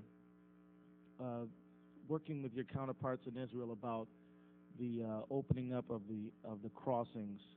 I know that humanitarian aid does flow, and I understand Israel has legitimate security concerns regarding the crossings, but I think that as the crossings are so tightly controlled, what ends up happening is that most of the goods and services that end up in Gaza flow through the tunnels, and I think that if the crossings open, we could enlist average citizens in helping close the tunnels. But because the crossings are closed, people have to depend upon the tunnels, which of course contraband goes through. So Do you have any views on how you might approach that subject, or what do you think about that? Well, Congressman, the crossings are no longer completely closed. There are many items that are being transported through the crossings. There are, as you know, some items that the Israeli government does not permit to cross. We have urged the Israeli government on several occasions to open the crossings as much as they are able, commensurate with their legitimate security needs, which you recognize. The best way for us to help the people of Gaza is for Hamas to cease its rocket firing on Israel, to abide by the quartet principles and the same principles that were adopted by the Arab Peace Initiative, which I have reiterated several times here today. Yes, you have, Madam Secretary, and I appreciate you reiterating that. But you know, 750,000 of the people who live in Gaza are under 18 years old. The Gaza and Hamas are not the same thing. There's a lot of people who have nothing to do with Hamas and Gaza and wish Hamas would go away, but they're living under this under these closed crossings. And just to point out to you, Madam Secretary, there's a very tight definition of what constitutes humanitarian aid. I mean, I've been there, and I've seen it's essentially sugar, flour, cooking oil, even things like macaroni, lentils, and tomato paste and fruit juice were barred. So I'd ask for you to respond. Well, Congressman, I know that those lists have changed because I have monitored this. I think when you went, which was somewhere early in January, if I'm not mistaken. February. We have looked at the lists, and a lot of what has been said was not permitted to cross. It's just not accurate. But I'm not speaking. I'm not speaking for the decisions that are made by the Israeli government in pursuit of their own security. I think what we want is to get back to a process, an effort, negotiations that would lead to a two-state solution. Well, the time of the gentleman has expired, and the gentleman from Indiana, Mr. Pence, is recognized. Well, before we start the clock on Mr. Pence, let me just indicate the Secretary has been here for 3 hours and 20 minutes, not counting the time she had to talk to us in the other room. And she is, I think, very generously, I haven't quite seen this yet from a Secretary of State, agreed to stay till 1:30, but at 1:30 this hearing ends. The gentleman from Indiana, Mr. Pence, recognized for 5 minutes. Thank you, Mr. Chairman. Thank you, Madam Secretary. Thank you for coming before this committee. I'm sorry, Mr. Pence. I'm looking at some old friends from Arkansas over your head. I don't mean to be, interrupted. Don't count this time against Mr. Pence. All right. The Arkansas time is, we'll give you credit on the other side. Madam Secretary, I had assumed that warm wave was not directed to me. Don't assume that, Mr. Pence, please. Thank you for your service to the country in this post and over many years. I want to raise an issue with you that's come up in this hearing before, and I want to raise it with great respect to you and to the President of the United States of America that you serve. In testimony before this committee earlier, I know that the issue of the President being photographed with the virulent anti-American socialist dictator of Venezuela came up. And I know that according to testimony that was handed to me that you indicated that you found it, quote, rather amusing. But let me say with the deepest respect, Madam Secretary, I am not amused. And I want to speak to that issue and get your sense as an American who is both known and respected around the world about the wisdom of the leader of the free world being seen in that kind of a setting with that kind of a socialist dictator. Hugo Chavez is we all know a Castro wannabe in the region. He has oppressed the media. He has bullied economic interest in the country. He has blacklisted political opponents from state agencies. There are reports, of which you are well aware, of his lack of cooperation on our efforts to confront narco-terrorism in the region. There are reports of worse by that government. And of course, he has openly supported Iran's nuclear ambitions and has referred to the predecessor of the 44th president as some sort of a demon, which would not be inconsistent with his long history of spewing vile intentions toward the people of the United States of America. You made a comment that I quote with great respect in July of 2007 in another context, I want to admit, in which you said, and I quote, with regard to potential meetings with North Korea, Venezuela, or leaders of Cuba, you said, quote, I will not promise to meet with the leaders of these countries during my first year because you said, and I quote with much agreement, I don't want to be used for propaganda purposes. And so my question, Madam Secretary, is, in light of your previously stated insight,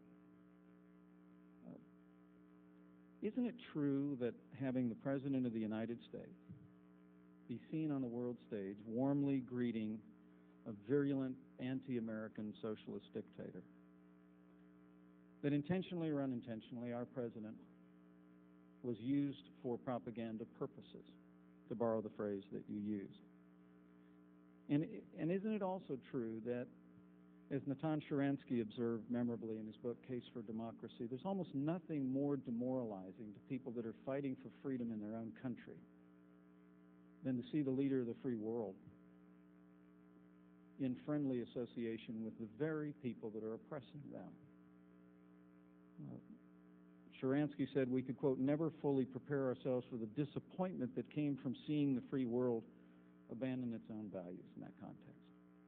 And so, in a very real sense, I wanted to invite, in a respectful way, your thoughts about that, recognizing that you serve this president, but also expressing to you my profound concern that this administration allowed itself, intentionally or unintentionally, to be used to prop up and promote the image and the interests of a virulent anti-American, a socialist dictator in Venezuela. I'm going to give the Secretary a little bit of time because you characterized an earlier comment that she made to respond. Thank you, Chairman. Well, Mr. Pence, I have lived a long time now. I grew up at the height of the Cold War when we were on the hair trigger alert of nuclear war. I remember virulent anti-American communist dictators threatening our country on a regular basis, and I remember our presidents meeting with them, shaking their hands, and negotiating. They did not do so without conditions or without strong principles, but they did so. I've also seen us establish normal relations with Vietnam. I have seen the 30 years of normalized relations with China, and I don't think there is any contradiction between standing strongly for our principles and our values and pursuing the give and take of diplomatic encounter and negotiation where appropriate. I think that your strong feelings about Hugo Chavez are certainly understood, because he has clearly been someone who has behaved in ways that don't accord with our values and our principles. But so were the Soviet leaders, and so did so many others with whom we eventually created an environment in which we could see some changes that benefited the United States of America. That is my bottom line, Mr. Pence. my bottom line is I am here to serve my country, which I have loved ever since I was a little girl. And I'm going to support my president because he is committed to doing whatever he can in the time he is given to serve to make this a better, safer, more secure world. There are different approaches. I respectfully say we spent 8 years trying to isolate Chavez, and what has been the result? I don't think it's been in America's interest. So we're going to try some different things, and I respect your disagreement. We want as bipartisan a foreign policy as possible, and we have, wherever we can, reached out, and will continue to do so to members of this committee and others. We want your constructive criticism. We want your feedback. But President Obama won the election. He beat me in a primary in which he put forth a different approach. And he is now our president, and we all want our president, no matter of which party, to succeed, especially in such a perilous time. So I appreciate your strong feelings, but I think that we are pursuing a course that may very well open up some additional opportunities that we hope will be in our interests and advance our values and protect our security. Thank you. The time of the gentleman has expired. The gentleman from California, Mr. Costa, 5 minutes. Thank you very much, Mr. Chairman, for this important hearing. And Madam Secretary, congratulations for a fresh start and for the good work you've done so far. My questions to you are regarding the Department of State's use of soft power and your thoughts and your ideas in that direction. But first of all, Mr. Chairman, I'd like, since many of my colleagues have indicated to the Secretary that they intend to send you a letter, I actually sent you a letter in February, and I'd like to submit it for the record. And be included in the record. Your office did call us yesterday and indicated that you do intend to respond, and I appreciate that, and we'll look forward to the answers. Many of us have taken numerous visits to the Middle East and the hot spots that we're dealing with, and we see the wonderful men and women and Americans in uniform doing work that involves building schools, building bridges and roads, teaching democratic values for local government and state government, all important work that needs to be done in these places of the world where we're trying to develop partnerships and establish stability in those areas. But frankly, in my view, more appropriate the role of the Department of State than necessarily the Department of Defense. So my questions to you are the following. How long will it take for the State Department to ramp up in building a robust effort towards soft power? How much in the way of resources will you need, and what kind of resources will you need, and how can we help you in that effort? And finally, and I guess this is always important even in our own form of democracy, and that is the expectation game. Realistically, what should be our expectations in terms of the State Department's implementation of a robust ability to develop soft power in the parts of the world where it could complement all of the other efforts that we're pursuing? Well, Congressman Costa, that question is music to my ears because obviously I think that the use of every tool in our foreign policy toolbox is essential if we're going to be successful. I think we have a lot of work to do. I said in my confirmation hearings that USAID has been decimated.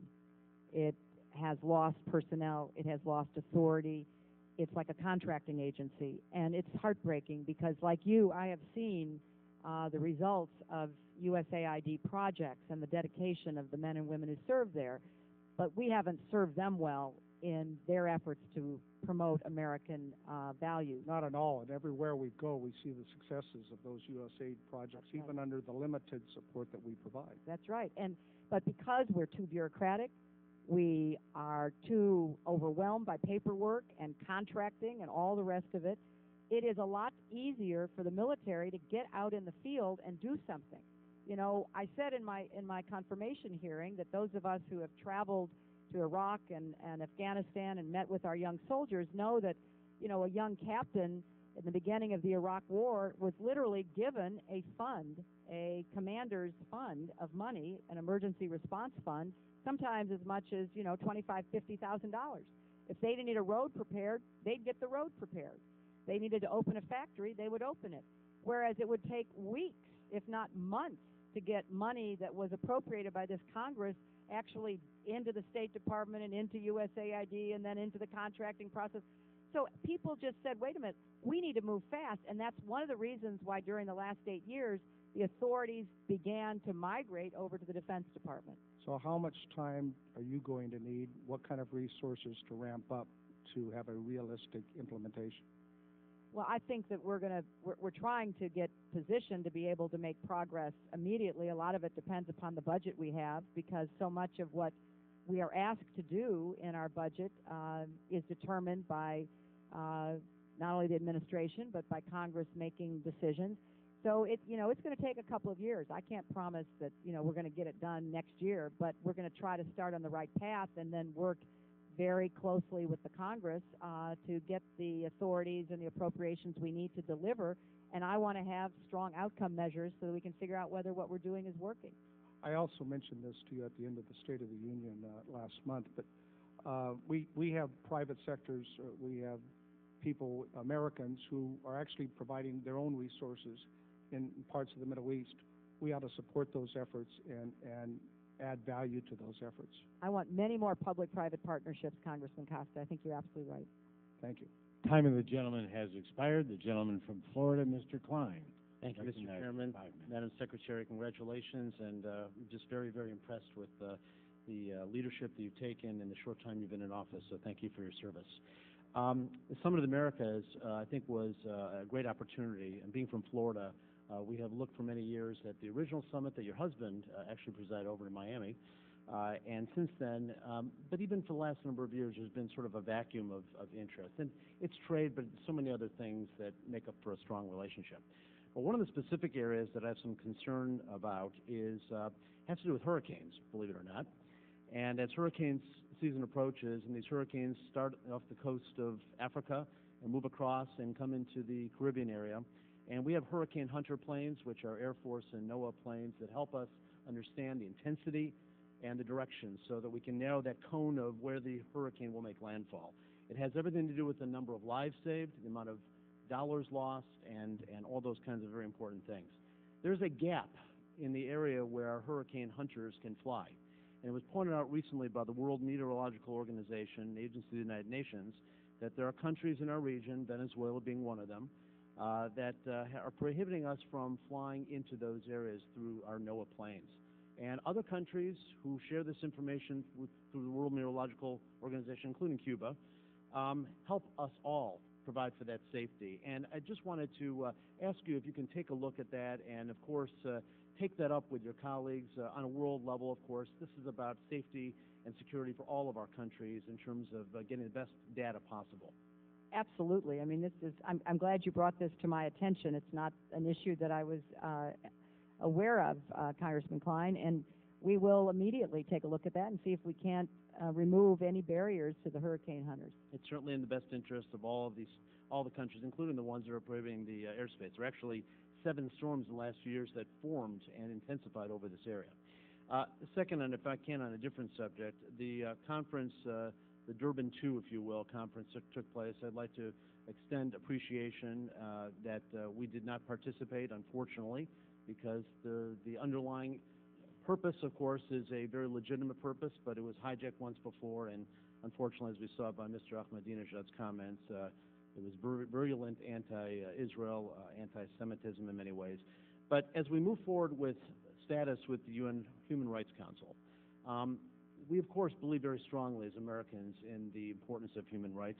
Can you share share with us your thoughts on how we can reform this council, make sure that this in itself does not move in a direction of just focusing on anti-Israel behavior or anything else, but really focuses on the importance of human rights worldwide?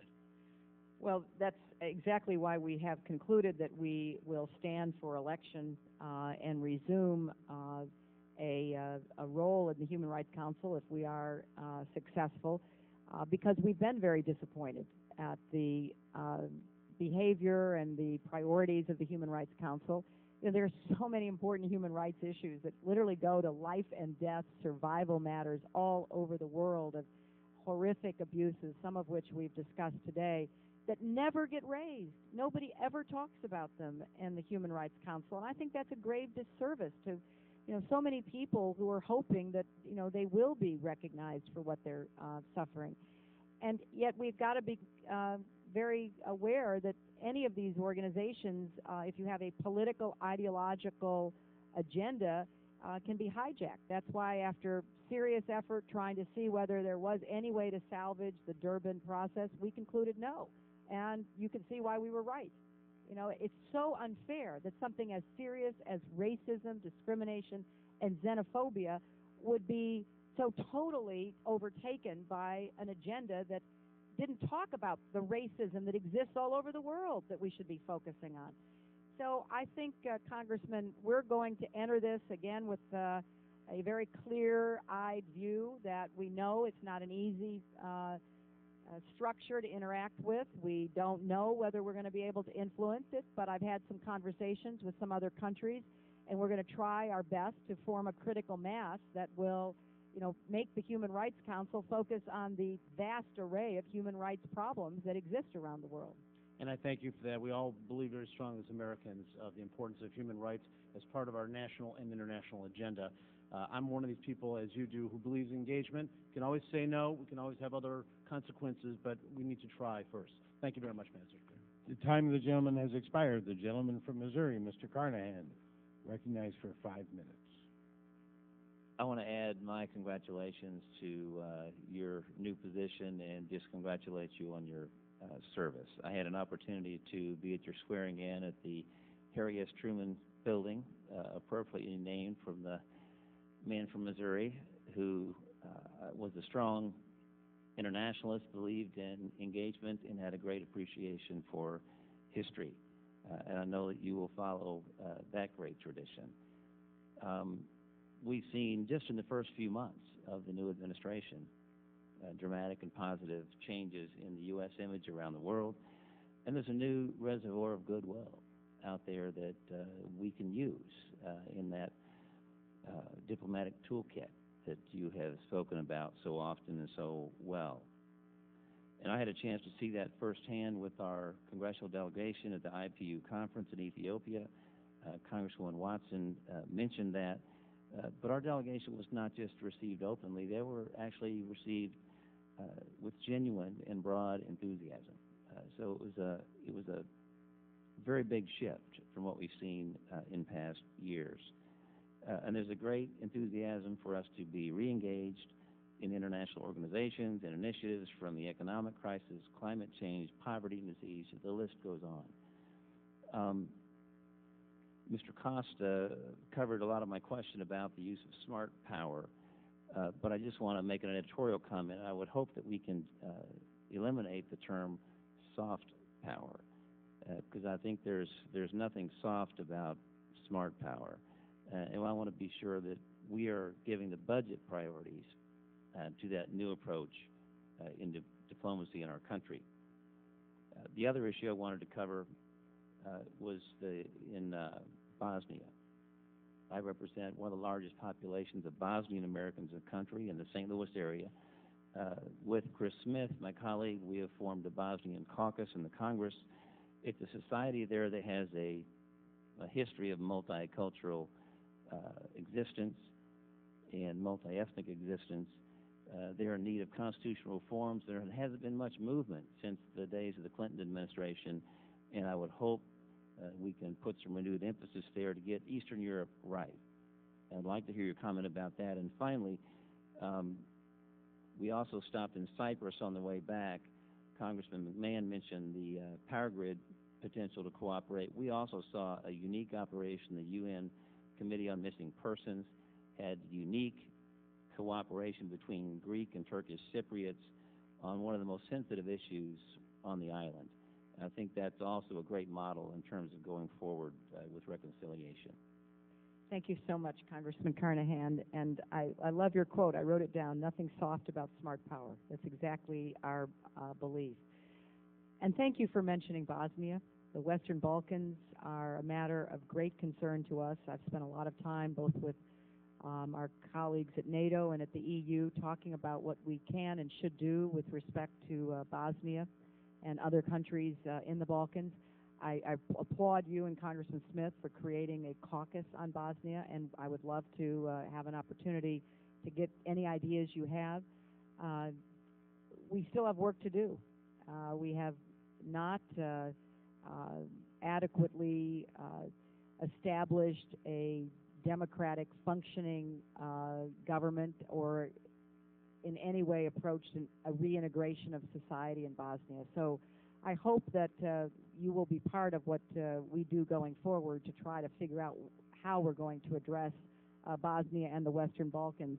And finally, on Cyprus, you know, there's a lot of opportunities for cooperation. This is another one that I wasn't familiar with, and I will look into it as well. But I just appreciate your emphasis on the kind of model of internationalism that is smart, is very clear-eyed, but engaged. Let's look for opportunities. Let's figure out how we influence behavior. We lost a lot of ground as a country the last 8 years. We really ceded moral authority in a way that I think has undermined our security, our financial crisis woes, and our dependence on a country like China to, you know, hold their treasury instruments. I mean, this is a very complex world in which we are operating, and we think that a better approach is to try to build up that reservoir of goodwill, because we're certainly going to have to probably, you know, see it paid down over time. Time of the gentleman has expired. The gentleman from Virginia, Mr. Connolly, is recognized for a Thank you, Mr. Chairman, and it's great to see you again, Madam Secretary. Last saw you at George Mason University in the fall. And I just also wanted to say, I honestly believe that President Obama's election and your selection as Secretary of State have done more to restore U.S. credibility abroad and to give us open new opportunities for U.S. diplomacy than anything I can think of in living memory. Incalculable damage was done to the United States interests in the last 8 years with a unilateral cowboy diplomacy, with a bullying technique, neither of which, frankly, are worthy of a great power. And the idea that some might criticize the president for shaking a hand, when every single president since Franklin Delano Roosevelt had no compunction in shaking the hands of people who might be unsavory characters, but with whom we wanted to be engaged, is truly clutching at straws to try to find something, apparently, to be critical of and perhaps to distract our attention from the damage done in the last 8 years. I applaud what you and President Obama are doing. You are a breath of fresh air, and I thank you for your leadership. Madam Secretary, let me ask, you recently visited Turkey. There are some who would say that it is very much in our interests that Turkey become a member of the EU. It stabilizes that critical corner of the world, and it really rewards a secular Islamic form of government that is a model so desperately needed in other parts of the world. It's a critical NATO ally. It's been a military ally of the United States on many, many occasions. What is the position of the United States government with respect to the issue of the accession of Turkey to EU membership? Well, Congressman Conley, when President Obama was recently in Turkey, he spoke to the Turkish Parliament, and he reiterated the United States government's support for Turkey's accession to the European Union. When I was in Brussels meeting with the European Union and the European Commission, I also underscored our support for Turkey's membership in the EU. We believe that it is exactly as you described, in the best long-term strategic interests of Europe, of the region, and of the United States. So we strongly support it. Thank you, Madam Secretary. Madam Secretary, some observers of the new president have noted that perhaps the proliferation of special envoys, Ambassador Holbrooke, former Senator George Mitchell, very talented individuals, as well as some other envoys, might have the unintended consequence of fracturing the execution of U.S. foreign policy and making it harder to coordinate and speak with one voice. I wonder if you could address that issue as the Secretary of State. Well, Mr. Connolly, I believe strongly in the use of special envoys. Upon my selection by President Obama back in December, I, in my first meeting, discussed with him what I saw as the opportunities available for the use of special envoys. He obviously agreed, and we have appointed some extremely talented people. I think that the terrain in which we're operating and the complexity of the environment in which we find ourselves, that we inherited, has meant that we could not possibly have addressed in depth each of these challenging issues from Afghanistan and Pakistan to the Middle East and beyond without the concerted attention of a special envoy and a team drawn from not just the State Department, but trying to put together interagency teams that come together to provide the expertise and experience needed to advise me and advise the President. I do not see it at all as fracturing. I see it as intensifying the ability of our government to move quickly. And of course there is another element, and that is the very long time it takes to get senior officials in our department or any department confirmed. I have very few confirmed positions. If we were to wait for a confirmed secretary, assistant secretary, or undersecretary to pursue some of these hot-button issues, we'd still be waiting, and I don't think we can afford that. Thank you, Madam Secretary. I look forward to working with you. The time of the gentleman has expired. If we lock the doors now, then the next member will be the last member to question, the gentlelady from Nevada, Ms. Berkeley. Thank you, Mr. Chairman. I was getting a little nervous as I looked up at the clock, but I'm delighted to have an opportunity to welcome the Secretary. I know that many of the Congresspeople from New York have expressed their great pride in having you here. As a former New Yorker and a Nevadan by choice, let me echo what they say, what they have said, and thank you for being here, and thank you for the remarkable job that you're doing on behalf of our great nation. There's 3 points that I want to touch on very quickly because I know that my time is limited. A number of people have commented on the fact that perhaps President Obama should not have shaken the hand of President Chavez when he approached him. I can tell you that as an American, I would have been mortified if our president had done anything other than what he did. I have no doubt that was a setup. President Chavez is a very clever fellow. He knew exactly what he was doing, and I think that our president behaved in a manner that could make all of us very proud of him. The second thing is I just returned from leading a delegation of Congresspeople to the 66th Transatlantic Legislators Dialogue, which is an ongoing discussion between members of Congress and our European Union Parliament counterparts. Prior to attending the meeting in Prague, and this is the 33rd year that this dialogue has been going on, we also went to Estonia, Lithuania, we met with dissidents from Belarus, and then we went to Prague. 2 points. One is the Estonians, the Lithuanians, and of course the dissidents from Belarus reaching out to the United States. Very grateful for our steadfast support for creating their fledgling democracies. They're having, as you know, serious financial problems in that part of the world, but are very grateful to the United States. And it was a pleasure to meet with all of their government officials. The second thing is that it's my understanding that prior to the last administration, whether they were Republicans or whether it was a Republican administration or a Democratic administration, there was tremendous support of the Transatlantic Legislators Dialogue by the administration and their Secretary of State. That did not happen in the last 8 years, and I'm hoping that I can work with somebody in your office to bring this transatlantic legislators dialogue up to the level that it once was. In the 33 years that this dialogue has been going on, I can't think of a time that it is more important to engage with our European allies than it is now. So if, upon reflection, if you could give me a name, I would appreciate it. The third and last thing that I'd like to talk about is the two-state solution in the Middle East. I have been a proponent of the two-state solution, but it has always been prefaced on the three issues that you discussed initially when Mr. Ackerman spoke of the situation in the Gaza.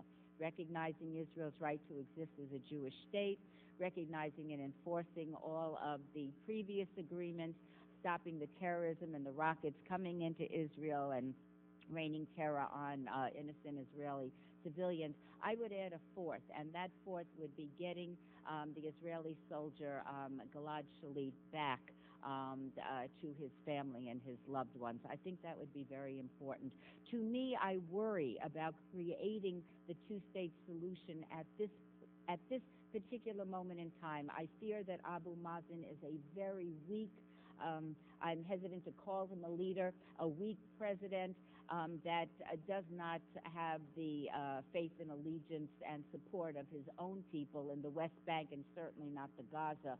I worry that giving him additional aid will not be helpful to us insofar as that it's very hard to track any of the aid that we've ever given and see where it has been productive and helpful to the Palestinian people. I worry also about providing aid to the Palestinians that live in the Gaza or the West Bank through UNRWA, because that, to me, has proven very unsatisfactory in the past as well. I'd like to get your opinion on that, and thank you again for being here. Well, thank you, Congresswoman. Let me just quickly say, of course, we will work with you on the transatlantic legislative dialogue. And thank you for going to Estonia and Lithuania and talking to the dissidents from Belarus. They need to be absolutely assured that the United States stands with them. We take our Article 5 responsibilities in NATO very seriously, and we hope for better times for the people of Belarus. Let me just add quickly that I am very impressed with Salam Fayyad, who has served as the Prime Minister of the Palestinian Authority. I think the reforms he has implemented should give us all a much greater sense of security. There is a transparency and accountability measure that has never been present before. We have made it clear, both to the Palestinian Authority in my visit in Ramallah, as well as to friends and interested nations, that we do want to support and build up the Palestinian Authority.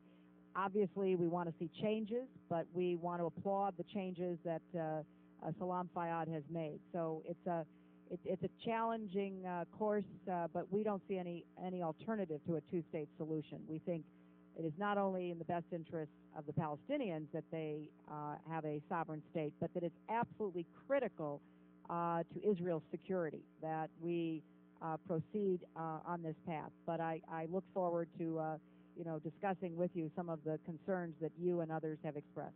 And with the last minute? No. I don't have a minute? No. You have a minus. You have a minute and 25 more than 5. But her response was so I know. Well, her response was so good. Yes, it was. Excellent. That's the time of the gentlelady has expired, and we would ask, Madam Secretary, if you would be willing to respond for the 230 or so questions that must have been asked for the record because they never gave you time to respond to them. And the members will have until Wednesday, April 29th, to submit questions for the record, and the record will stay open to receive them. And Madam Secretary, all I can say is a very impressive performance here. The hearing is now adjourned. Thank you very much for